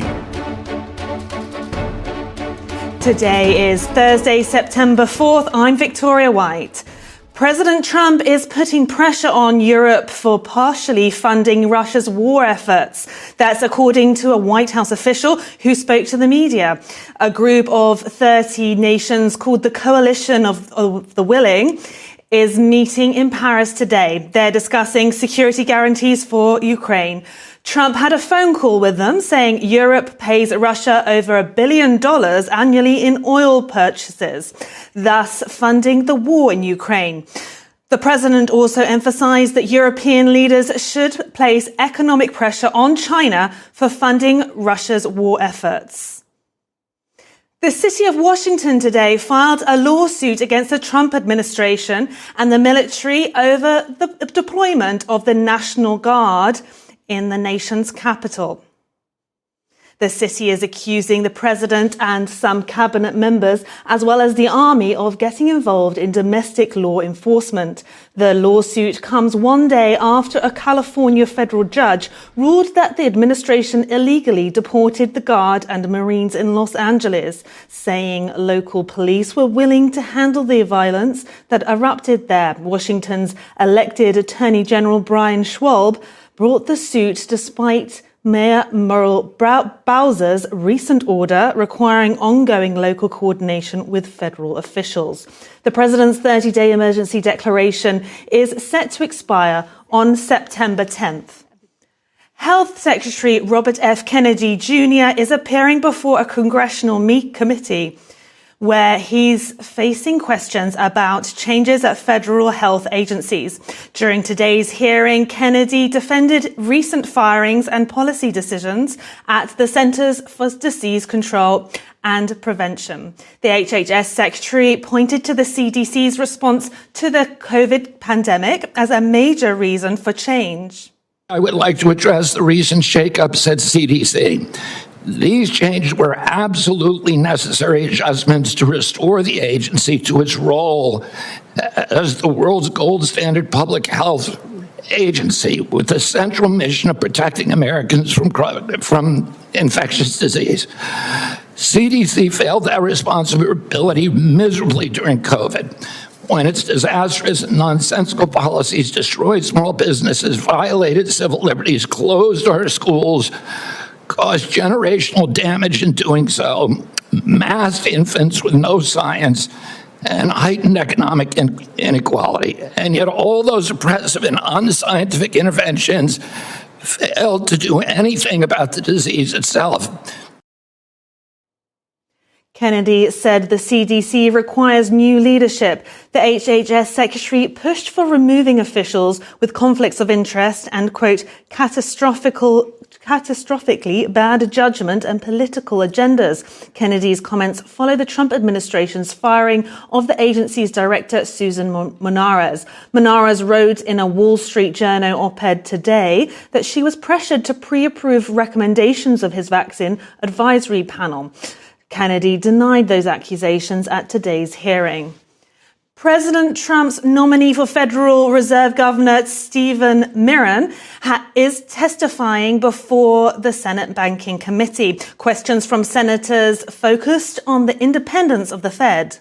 In my view, the most important job of the central bank is to prevent depressions and hyperinflations. Independence of monetary policy is a critical element for its success. Given the central bank's outsized role in the economy, it's no surprise that outsiders have opined on its decisions for decades. However, if confirmed, I plan to dutifully carry out my role pursuant to the mandates assigned by Congress. My opinions and decisions will be based on my analysis of the macroeconomy and what's best for its long-term stewardship. Miron is currently chair of the President's Council of Economic Advisers. Miron backs Trump's view that the Fed should slash interest rates. And last year, he wrote a paper arguing the president should be able to fire Fed governors at will. The Trump administration is asking the Supreme Court to step in on a major tariff case. The White House wants the justices to review a lower court ruling that struck down most of President Trump's global tariffs. NTD's Daniel Monahan has more, including reactions from U.S. Trade Representative Jamieson Greer on the importance of restoring American production. The Trump administration last night filed a petition asking for a fast-track review on a case that says the president's tariffs overstepped his authority. The administration says the case is one of the most important to ever go before the high court. The money coming in is incredible. And again, they use them on us. If we didn't have them, they would use them on us and we would have no way to fight them. President Trump says everything is at stake.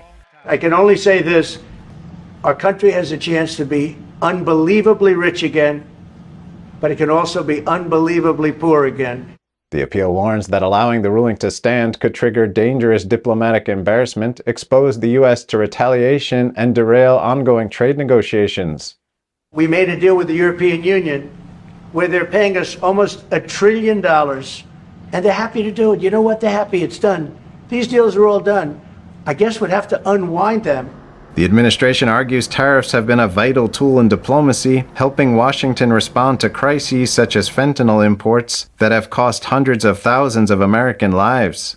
U.S. Trade Representative Jamieson Greer said the stakes go beyond tariffs, pointing to the need for a strong production economy to thrive, speaking at the National Conservatism 2025 conference. A production economy is one that's oriented around production rather than consumption as an end in itself. This kind of economy emphasizes a large middle class that makes and grows rather than a small elite that extracts, reallocates, and squanders. Greer says Washington bureaucrats abandoned America's production economy for a debtor economy to curry favor with big business and trading partners between the early 1990s and 2016. We signed away our sovereignty by opening our borders to unprecedented and nearly unlimited flows of foreign labor, as we just heard from Tom Homan, foreign capital, foreign goods, and foreign services. The trade representative says American factories that closed did not switch from making steel to making semiconductors, devastating communities. In far too many cases, they went from being vibrant hubs of production, manufacturing ecosystems, to concentrations of welfare, poverty, and even despair. Greer says the goals for trade policy shouldn't be to make the most trade deals or drive efficiency at all cost, but to promote American workers and their families. Daniel Monahan, NTD News. President Trump is set to host more than 24 tech and business leaders at a Rose Garden dinner today. Media outlet The Hill obtained an invite list with expected guests including Meta's Mark Zuckerberg, Apple's Tim Cook, Microsoft's Bill Gates, and OpenAI's Sam Altman. It's the first event in the newly renovated Rose Garden patio, modeled after Trump's Mar-a-Lago resort. The gathering will take place after a White House AI event led by First Lady Melania Trump. First Lady Melania Trump is hosting a White House task force meeting on artificial intelligence education now, alongside members of the task force and private sector from leaders from America. Let's tune in. Infrastructure and energy, national security, and of course, talent. We must ensure America's talent, our workforce, is prepared to sustain AI's progress. And the Presidential AI Challenge is our first major step to galvanize America's parents, educators, and students with this mission. English is a new coding language for many, and with it, creativity will flow from every corner of America, sparking new industries, careers, and jobs. By supporting the Presidential AI Challenge, you are investing in our youth, America's next era builders. I would be remiss if I didn't thank our very determined Director of the Office of Science and Technology Policy, Mr. Michael Cartesius. Michael's vision will have a profound effect on how emerging technology shapes our future. Thank you, Michael. No, thank you, Madam First Lady, for your remarks and for hosting this second meeting of the White House Task Force on AI Education. And thank you to all of my colleagues on the task force here, including Secretary McMahon, Secretary Rollins, Secretary Chavez-DeRemer, Secretary Wright, and White House AI and Crypto Czar, David Sachs. We are thrilled also to welcome a new member of a task force today, Assistant to the President for the Office of the First Lady, Haley Harrison. Thank you for joining us. It is an honor to have the support and advice of the First Lady as we seek to implement the President's plans to give America's children the chance to learn how to navigate our ever-changing technological world. As AI reshapes how people learn, work, and communicate, President Trump is committed to ensuring that Americans are equipped to lead the world in harnessing this technology for increased productivity and prosperity. To further that end, in April, the President signed an executive order focusing on the formation and promotion of AI educational and workforce development programs, especially for America's young people. Familiarity with how these exciting new tools work will, we hope, lay a very important foundation for a lifetime of innovation. That is why President Trump established this White House task force on AI education, and that is why this task force has helped put together the Presidential AI Challenge, which the First Lady launched just last week. And for that, thank you so much, Mrs. Trump. We are here today to talk about our future in the most real sense imaginable, how America's children can be prepared to build our country tomorrow with the cutting-edge tools of today. We are proud and grateful to announce new steps in fulfilling the mission of this task force and the President's vision for this AI challenge, as we welcome leaders from business, nonprofit, and education who are putting America's future first by pledging their resources to support AI training for American students, educators, workers, and families. So all of you here who are participating in the pledge, thank you for your generous pledges. The many contributors here today are committed to providing not only vital hardware, infrastructure, and education technology for students, but professional development opportunities for workers, for teachers, and for parents. Resources being made available include interactive lessons, educational toolkits, classroom guides, certifications, courses, workshops, webinars, and so much more. We are also honored to be joined by representatives of parent groups, who we trust will continue to provide invaluable advice. We are humbled by the responsibility you share with us in educating America's children, and very proud to seek your input and participation in every part of this effort. And as a new father of an 8-week-old, this means more to me than probably anything else we're talking about today. No one loves this nation's children and students like you do as their parents, who are each child's first teachers. Americans of all ages look forward to celebrating 250 years of U.S. independence next year, and remembering our even longer national story of pilgrims, patriots, pioneers, conquering new frontiers, and building a future for their posterity. Today, we are grateful for this opportunity to invest in our children's future in turn, and to give this generation and generations of Americans to come the tools they need to master the frontiers of AI. Thank you all. And now, Secretary McMahon, would you like to say a few words? Well, thank you very much, and what an honor it is to share the dais today with our First Lady and my former cabinet members and colleagues here today. I think AI is certainly one of those technologies that we must embrace, certainly because it is here. It is such a valuable tool, and we are certainly going to do our best to utilize it at the Department of Education. I think we're looking at our work in 3 AI areas. We are supporting current grantees. We are prioritizing future investments, and we're integrating AI in our own workforce at the department.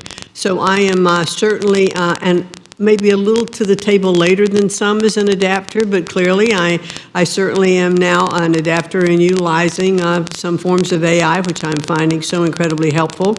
And I bet that Barron is helping you with a little bit of this as well, and we must embrace, certainly because it is here. It is such a valuable tool, and we are certainly going to do our best to utilize it at the Department of Education. I think we're looking at our work in 3 AI areas. We are supporting current grantees.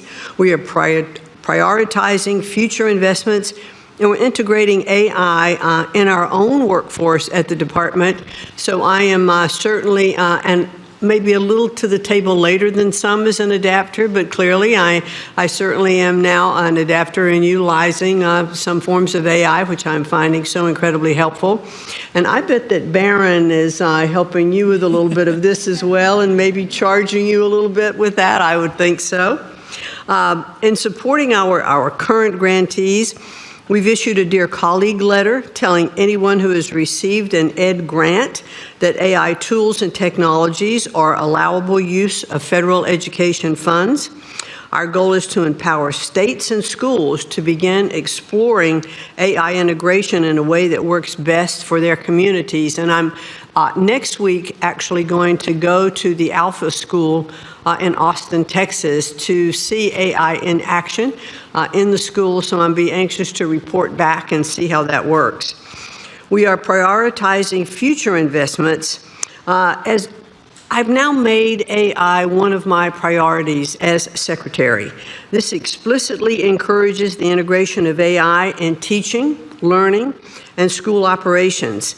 Any grant applications that come into the department that utilize AI will be more strongly considered, for their grants. Might even get some bonus points for that. We want to integrate AI at Ed. We're exploring ways to utilize AI in our processes across the department, not to replace human judgment and work, but to make us more efficient and effective. And I think that should be a goal everywhere. Ed is fully aligned with the Presidential AI Challenge and is encouraging students and educators to explore AI technologies with curiosity and with creativity. It's not one of those things to be afraid of. Let's embrace it. Let's develop AI-based solutions to real-world problems and cultivate an AI-informed, future-ready workforce. Ed strongly supports the Pledge to America's Youth. We are thankful to the folks in the room today and many others who have made commitments to expand AI access and understanding across schools, very important across all over the country. And as I am touring and visiting schools of all kinds of different schools around the country, I will be looking to see how AI is being utilized and totally impressed by what I'm seeing. We are helping schools prepare every school, every child, every student for the AI-driven world. Thank you, Secretary Rollins. Well, first of all, I will turn my microphone on. First of all, I just want to say thank you all. I'm Brooke Rollins, and what a joy to be up here with my fellow cabinet members. Michael Kratsios, you are just a visionary. And I think back to the first term when we were able to work together. It's just incredible to see you lead and drive and cast a vision supported by so many incredible people here, and I know your team, but it's just a joy to see this incredible perhaps one of the most important issues, if not the most, that we have to address and embrace and build as a culture, as a society, as America, is just so great. And to our incredible First Lady, it goes without saying that you're strong and steady leadership, and whatever you put your hand and your mind to is beyond what any of us could have hoped or imagined in terms of your leadership, your ability to move mountains for what you believe is important. I saw it with your Be Best campaign in the first term, and now to see you put your intellect and your heart and your work behind this is just incredibly encouraging. And as your friend, I'm just so grateful. So thank you for your leadership. And to all of our private sector partners in the room, I know we're going to get to hear from some of you. Many of you, again, we've worked together for some time, but this is the new Trump administration. This is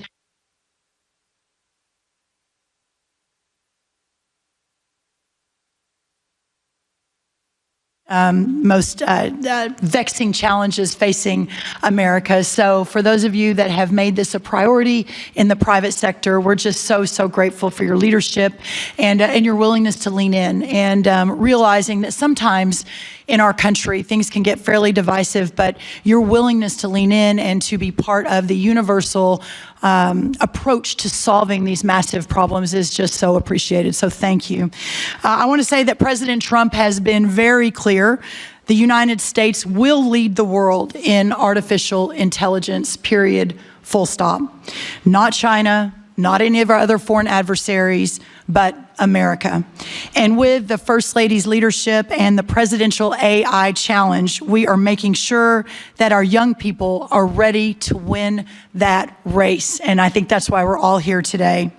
From my perspective as the Secretary of Agriculture and hyper-focused on rural America and returning the golden age of prosperity to every corner of this great country, I would like to say that far too often for those living and working in our rural parts of our country, that often those are left behind and do not always have the same access to the most recent technological innovations that our urban counterparts across the country do.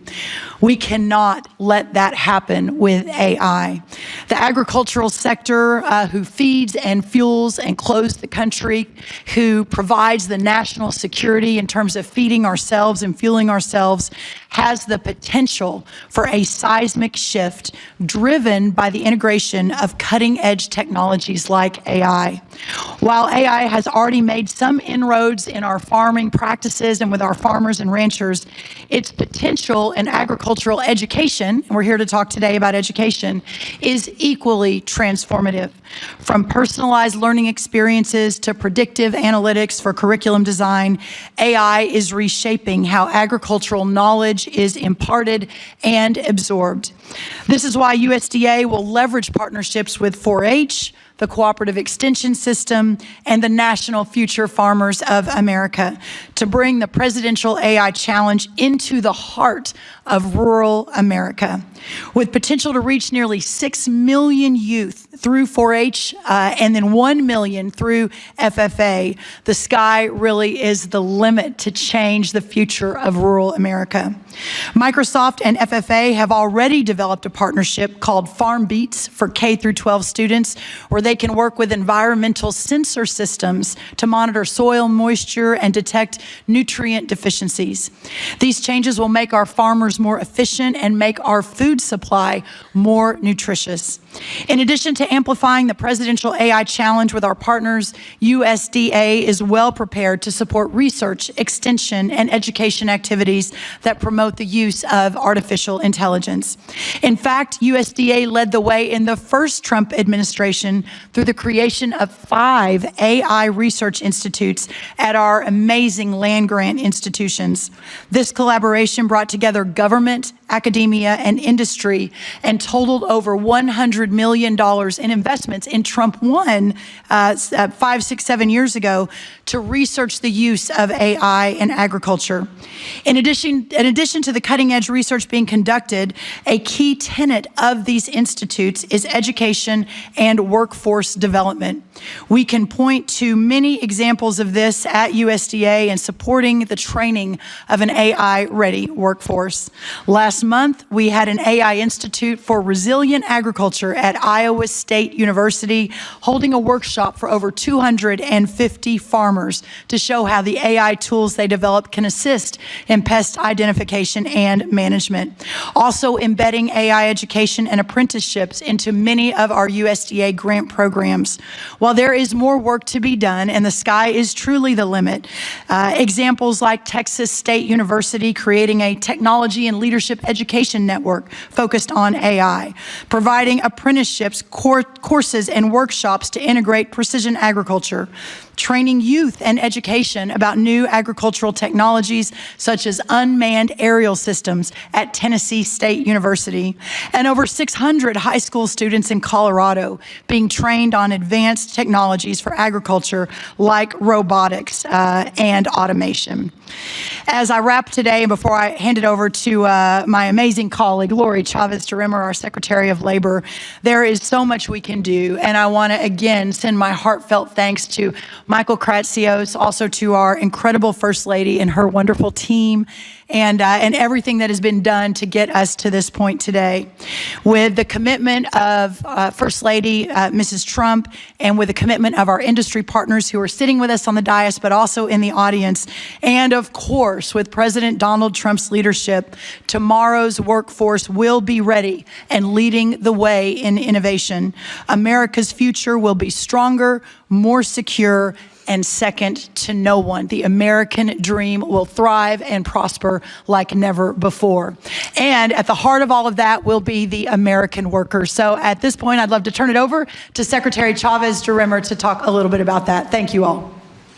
Thank you, Brooke. Good afternoon. I'm Lori Chavez-DeRimmer, and it's really an honor to be here on behalf Madam First Lady, thank you so much for what you're doing in the initiative. And on behalf of the American worker, we have a lot of exciting updates from the Department of Labor, and so I'll be brief. Under the direction of President Trump, the Department of Labor has taken on decisive action to make sure that we are promoting AI literacy and skills training, while the primary focus of this group is preparing our youth, the future youth. Congratulations.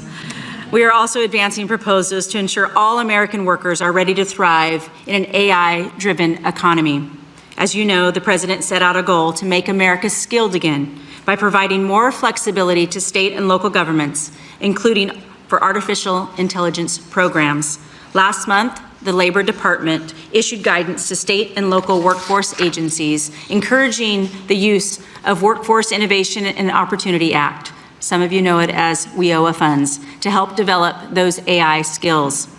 This new guidance also clarified that states can use their governor's reserve funds for AI learning opportunities, helping increase training across the public workforce system.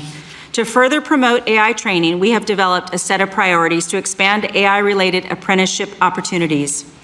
It's part of a comprehensive workforce strategy that we just published with the Department of Commerce and Education titled America's Talent Strategy, Equipping American Workers for the Golden Age. On-the-job training programs will help fill the mortgage-paying jobs that AI will create, while also enhancing the unique skills required to succeed in various industries. Expanding these opportunities is a key component of our strategy to reach the President's goal of 1 million new active apprentices across the United States. And finally, the Department of Labor has been very proactive in engaging with industry leaders to start the dialogue around what AI literacy looks like and how we can collaborate to help all American workers to succeed.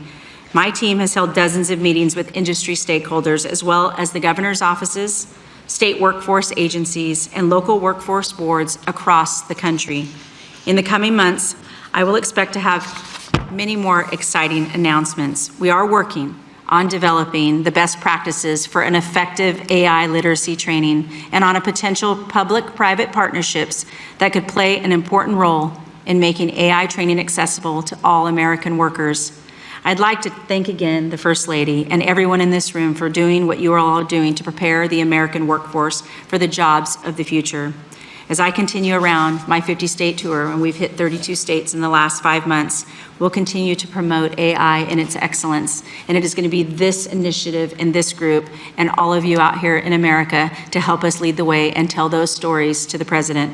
I look forward to the continuing collaboration and have confidence in this era of American AI dominance. Thank you. Secretary Wright, it's up to you. Thank you all for being here today for this just really, really important movement. At its essence, artificial intelligence takes electricity and turns it into intelligence, empowering Americans. At the Department of Energy, my biggest focus 7 days a week is how to grow our supply of electricity. Over the last 20 years, the United States has more than doubled our natural gas production and tripled our oil production, but have seen very little growth in our electricity production. We will not win at AI if we don't massively grow our electricity production. So that's taking a ship that hasn't moved much in a while and getting it supercharged. The other relevant activity we have at AI at the Department of Energy is through our national labs. We are working to take cancer from a death sentence for millions of Americans into manageable conditions across those by using the power of artificial intelligence. We're using artificial intelligence to harness fusion energy, something I worked on 40+ years ago. We're using it to understand the basic fabric of the universe. So these incredible scientific endeavors, but perhaps the killer app, the most important use of AI is for education and to fix one of the greatest American shortcomings, our K-12 education system. I am so thankful and inspired by the First Lady to focus all of us We've got to not leave our kids behind. We've been doing that for decades. We've got to fix our education system. AI is a transformative tool to do that. Michael Kratsios here is taking that bull by the horn and pushing it forward. I could not be more thrilled to be part of this effort. My wife and I have been in school trying to fix the school system for 30 years, through school choice, through school reform, through starting schools, through running camps, through doing everything we can. But with the leaders in this room and the leadership of the First Lady and Michael Kratsios, I think we can move the needle if we all dig deep in the next few years. God bless you, and thank you for being here. Great. David? All right, thank you. Everyone's already been thanked, but I also want to add my thanks to the First Lady for championing the Presidential AI Challenge and your clear dedication to America's school children. So thank you, Madam First Lady. And I also want to thank our OSTP Director, Michael Kratsios, for his tireless efforts leading this initiative as well, and also helping to make sure the U.S. dominates every part of the AI stack. From his first days in office this year, President Trump has shown visionary and decisive leadership in this critical technology of AI. And we've made, I think, amazing progress over the last 7 months. There's been too many wins to list all of them here, but I want to just mention a few. In the first week of his administration, President Trump rescinded hundreds of pages of unnecessary regulation, burdensome and unnecessary regulation on our AI model companies and on our chip companies. And instead, in lieu of that, he initiated the development of an AI action plan that we just released a few weeks ago. And at the action plan's unveiling, this was on July 23rd, President Trump gave, I think, a momentous policy speech on AI, which is the most important speech that's been given on AI by any official. And he made the pillars of our AI policy being pro-innovation, pro-infrastructure, pro-export, and pro-worker. And he also signed 3 executive orders that day to help further this policy. So the first was to make it easier to build new data centers and energy infrastructure. And thanks to President Trump's leadership, he's already attracted hundreds of billions of dollars of investment into the United States for data centers and energy infrastructure. And as he likes to say, the U.S. is the hottest country in the world right now. Thanks to his leadership. The second executive order established the American AI Exports Program to ensure American leadership across the world. We want to make sure that the American tech stack wins internationally as well. And the third executive order banned the federal government from procuring ideologically biased or woke AI. We want to make sure that AI only pursues truth, fairness, and impartiality. So I think those are just some of the amazing accomplishments that the administration has made over the last 7 months. As we meet here to discuss AI education and empowering America's children, it's still the very early days of this incredible industry. And I'm reminded of what President Trump said during that AI speech, that he said that American AI is like a beautiful baby that's just been born. We have to grow that baby and let that baby thrive. And he's absolutely right about that. And we have to enable our children to thrive with it. And let me acknowledge that when it comes to the topic of AI, there is a lot of fear out there. Some people think that AI is going to take all of our jobs. I really don't think that's going to happen. I think AI is going to unleash a productivity boom like we've never seen. It's going to make all of us more productive. It's going to make our jobs more satisfying. And there's an online quote that's been flying around that says, you're not going to lose your job to AI, but you might lose your job to someone who uses AI better than you. And I think there is some truth to that, that AI is going to be the ultimate boost for our workers, and it is important that they learn from an early age how to use AI, and that's why it's critical that our school children learn AI, and that's why this program is so important to further AI education. And it's important, I think, to further it for school children in every part of America, every socioeconomic class or bracket, because this is really fundamental to equality of opportunity for every child in the country. And finally, the last thing I want to say is just that I want to thank all of the companies that are here today who have made pledges to donate their resources to AI education. I think this is really important. President Trump, in his AI speech, called on our technology companies to promote a new spirit of patriotism and national loyalty, and that's what you're all doing here today. So I think that's fantastic. And I think each of you of your companies and the nonprofits who are here today, they've recognized the opportunity to serve your fellow citizens and help build a great American future.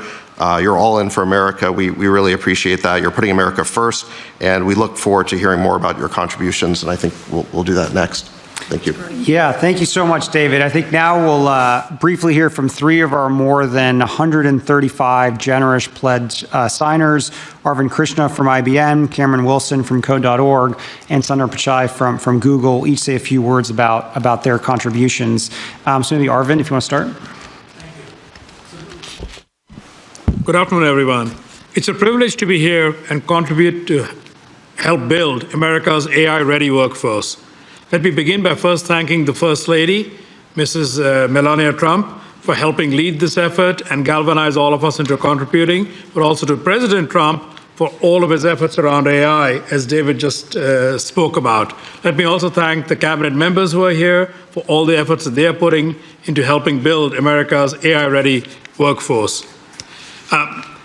Addressing the AI skills gap is going to be essential for us to achieve what we all want to with AI contributing to America's leadership, but also to America's productivity.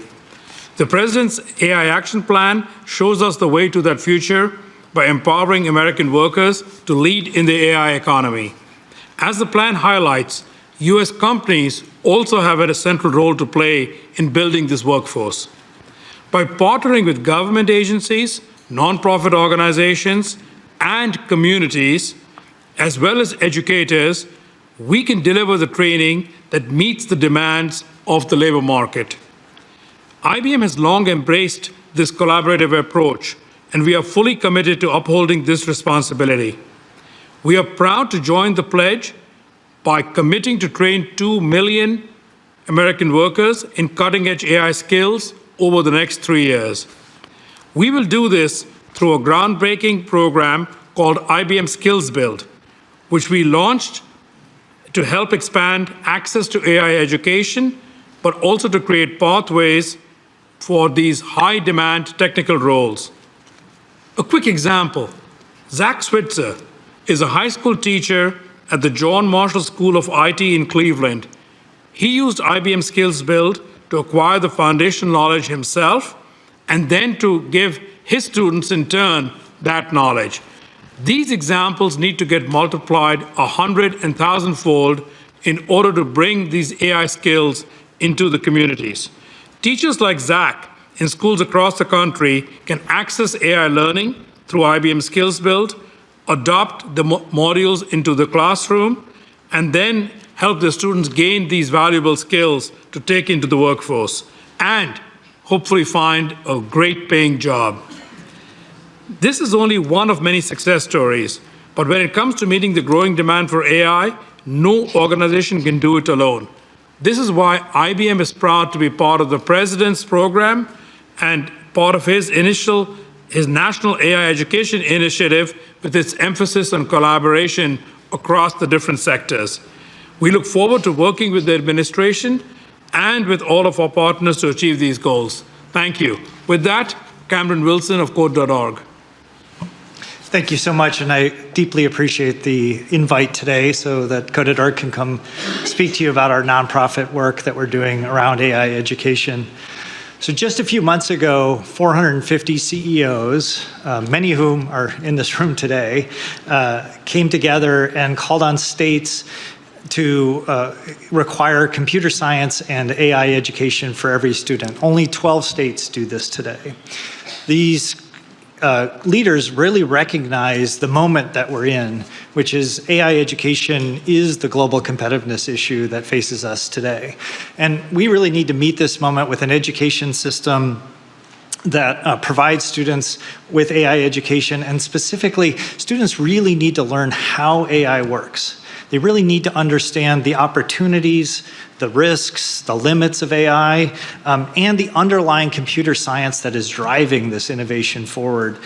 Simply learning to use AI just won't be enough. We need to spark their curiosity and build their confidence so they can be agile as the workforce changes with AI, or as AI changes itself. And we need to empower them so that they can envision and really express how they can shape a better future with AI. Steve Jobs had a great quote he used to have, and it was why he loved to learn computer science, because it taught him to think differently about problems. And that doesn't change in the age of AI. So both the Presidential AI Challenge and the AI Executive Order recognize the moment that we're in. They will catalyze state-led efforts to help modernize our education system. And I want to thank the White House and the First Lady's leadership on this, because this is a priority we must place in our AI education system. Ever since Hadi Partovi and myself began the work about 12 years ago with Code.org, we've helped change the global education system by bringing computer science education to 100 million students worldwide. And we've passed policy reform to embrace and prioritize computer science education for all 50 states. And now that changes with involving AI education with computer science. So we're the global leader that brings together partners around students and teachers and administrators so that they can be part of this global education movement. And as part of the AI Executive Order, we're committing to evolving and expanding this movement by engaging 25 million learners, including students and teachers and parents in the Hour of AI this year. This will be for this school year. Our goal is to partner with 25 states over the next 3 years to help promote and build out AI pathways, AI standards, and the AI Education Act.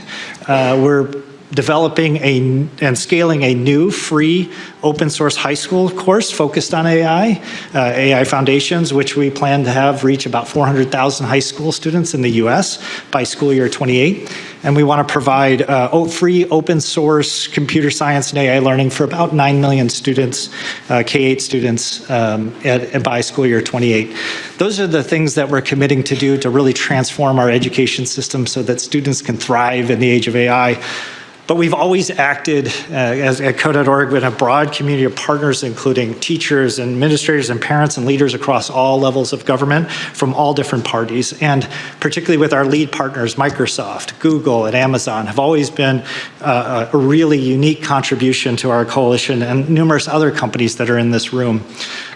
Pulling together this broad coalition of leaders has been the unique strength that we've helped build this global movement. And with AI education, we have a chance to both reinvigorate and expand this movement so that we can fulfill our vision that every student has a chance to learn AI and computer science and modernize education. So we would love for any organization that wants to partner with us to help us bring computer science and AI to the next 100 million students over the next decade. So thank you very much.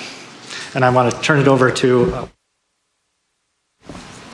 Mrs. Trump, Director Kratsios, esteemed cabinet officials, hello, and it's a real honor for me to be here to support the First Lady's Presidential AI Challenge. I think you're really inspiring young people to use technology in extraordinary ways. It's a deeply important issue for us as a company. At Google, we see AI as the most profound way we'll deliver on our mission and transform knowledge and learning. We really imagine a future where every student, regardless of their background or location, can learn anything in the world in a way that works best for them. We've been really focused on this for decades. It's why we built Chromebooks for every classroom, why we have worked to make our AI model, Gemini, one of the best models for learning. It's why we are offering our Gemini for Education to every high school in America. We are providing access to every high school student and every teacher with our best AI tools, including guided learning. We recently committed $1 billion over the next 3 years to support education and job training programs in the US. And today, I'm excited to share that $150 million of that $1 billion will go towards grants to support AI education and digital well-being.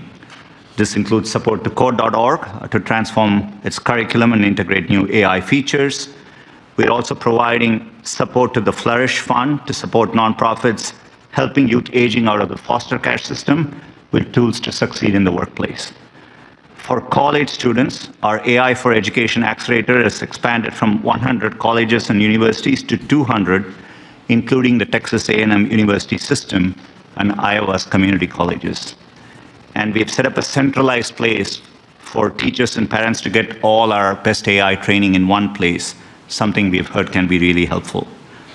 This is all in the service of helping the next generation to solve problems, fuel innovation, and build an incredible future. These are all goals we all share. We are incredibly thankful for the partnership and the leadership from the First Lady, the President, and the administration, and for showing us the way. Thank you. Thank you so much, Sundar, and thank you all to our distinguished guests. As we work to invest in America's children, America's future, we're really grateful for all of your support. For everyone out there, if you go to AI.gov, all of the tremendous contributions and commitments that everyone has made can be seen there. And I think it's going to be a really, really special thing for all students, parents, and educators this school year. And lastly, my special thanks once again to the First Lady for being here with us today. Thank you. So this concludes our White House Task Force on AI Education second meeting, and we very much look forward to working with all of you again soon.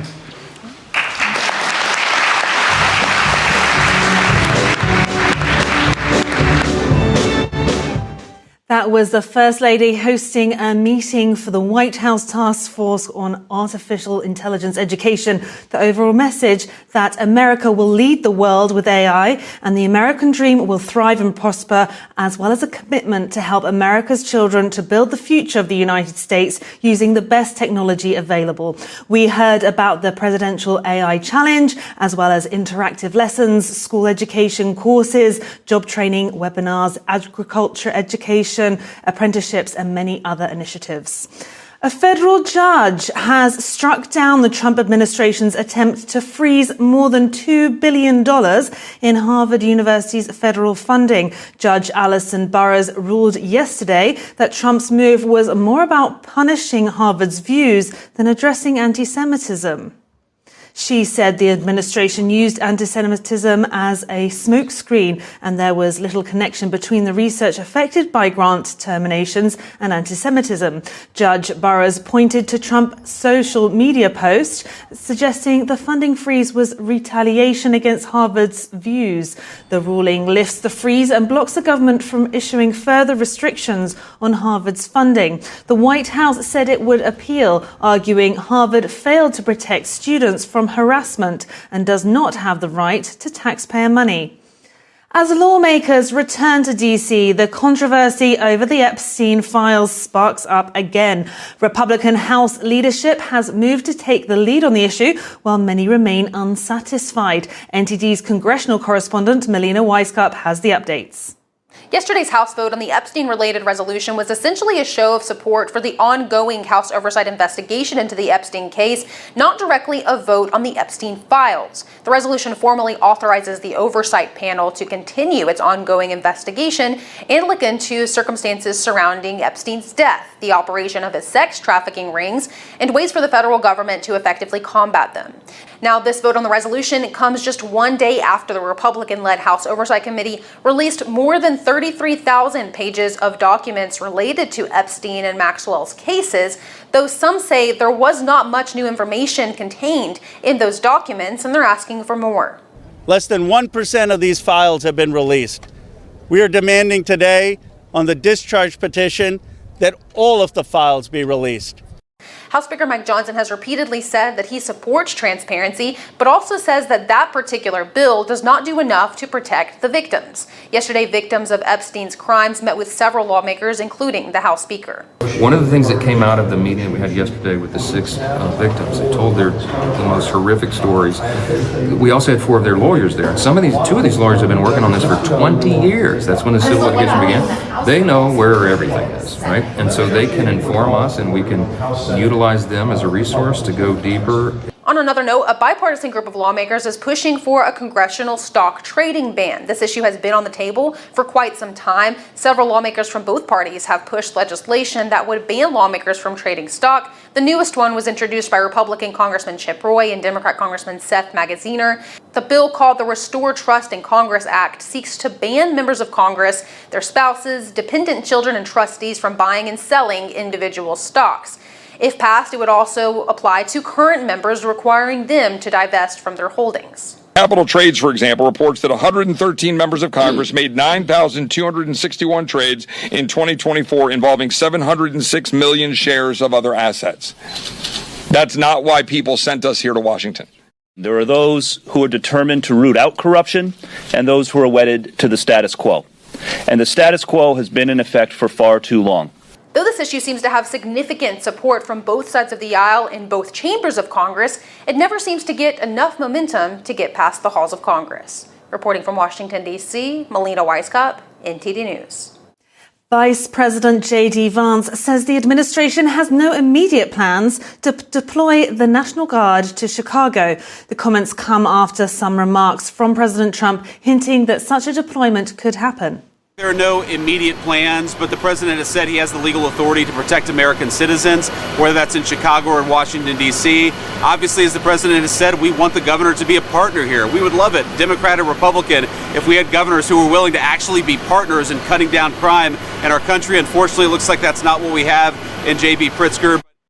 His remarks come after Trump on Tuesday said, "We're going in" to the crime-heavy Midwest city. Over 50 people were shot and 8 killed during the recent Labor Day weekend. Trump wrote that Illinois Governor J.B. Pritzker needs help badly. He just doesn't know it yet. Trump referenced his recent deployment of the National Guard to Washington, D.C. He suggested the same could happen in Chicago, writing, "Chicago will be safe again." On Tuesday, Trump told reporters, quote, "I didn't say when we're going in." And on Wednesday, he told reporters that troops could possibly be sent to Chicago or a place like New Orleans.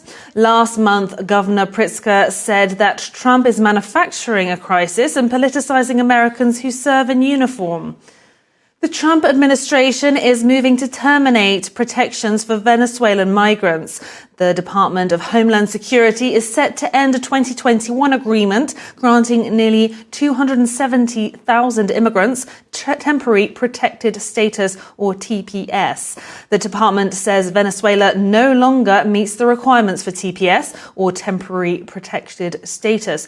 A DHS spokesperson said allowing Venezuelan nationals to remain in the US is not in our country's best interest. Officials have offered self-deportees a $1,000 bonus to self-deport. This comes after the administration announced the end of TPS for immigrants from Afghanistan, Cameroon, Haiti, Honduras, Nepal, and Nicaragua. Those actions have met legal challenges, with lawsuits arguing they're rooted in racial animus. Turning to a major drug case, a federal grand jury in Ohio has indicted 3 U.S. citizens, 22 Chinese nationals, and 4 Chinese pharmaceutical companies. They are accused of taking part in an international drug trafficking and money laundering conspiracy. Prosecutors say the network supplied illegal cutting agents used to boost the potency of fentanyl, fueling the opioid epidemic in southern Ohio and beyond. Authorities allege the Chinese companies openly marketed and shipped chemicals they knew would be used in fentanyl mixtures. Transactions often paid for with cryptocurrency. The U.S. Treasury also announced new sanctions against one of the companies and its representatives. FBI Director Kash Patel says Operation Box Cutter seized enough fentanyl powder to kill 70 million Americans and enough fentanyl pills to kill another 270,000. Patel says one of the first decisions he made in his role as director was to pursue fentanyl sources in mainland China. In an interview on Fox News, Patel said, quote, "We are going to suffocate the snake. We're going to cut off its head."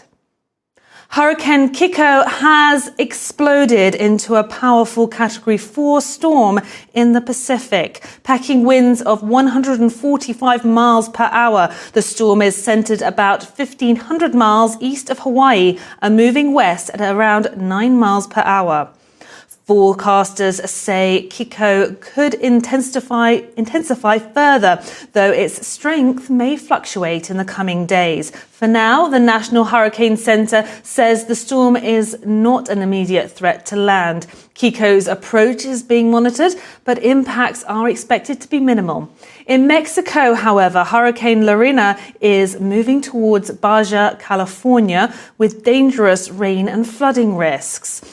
The suspect, accused of murdering 2 Israeli embassy staffers, pleaded not guilty today. Authorities have called the shooting an anti-Israel hate crime. Elias Rodriguez of Chicago faces 9 federal charges, including murder of a foreign official and perpetrating a hate crime resulting in death. Prosecutors have alleged that Rodriguez was motivated by hatred of Israel when he fatally shot Yaron Lichinsky and Sarah Lynn Milgram. Rodriguez allegedly gunned down the staffers as they were leaving the Capitol Jewish Museum in Washington, D.C. in May 21st. Rodriguez told police at the scene, quote, "I did it for Palestine and I did it for Gaza." The 31-year-old allegedly posted a manifesto online declaring that Israel supporters had, quote, "fortified their humanity." Rodriguez faces a possible death penalty if convicted. Italian designer Giorgio Armani has passed away. His fashion house confirmed the news this morning, saying Armani died at home. Armani was one of the most recognizable names and faces in the global fashion industry. He missed Milan Fashion Week in June this year to recover from an undisclosed condition. He was planning a major event this month to celebrate 50 years of the Giorgio Armani fashion house. According to Forbes, at the time of his death, Armani had put together an empire worth over $10 billion. He ranked among the world's top 200 billionaires. Giorgio Armani was 91. It was quite the scene inside a Chuck E.Cheese restaurant in Tallahassee, Florida. Chuck E.Cheese himself was arrested. It all played out in front of customers, kids and parents. Check out this video. Don't resist. Do not resist. Don't let your hands go. Does this come off, man? Does this just come off the top? I won't hurt you. I work here. There you go. I understand you work here. What the is this about? Police officers entered the restaurant and found Chuck E., who was about to take a picture with customers. Instead, he was put in handcuffs. Tallahassee police say the employee was wanted on credit card theft and fraud charges. This arrest took place in July.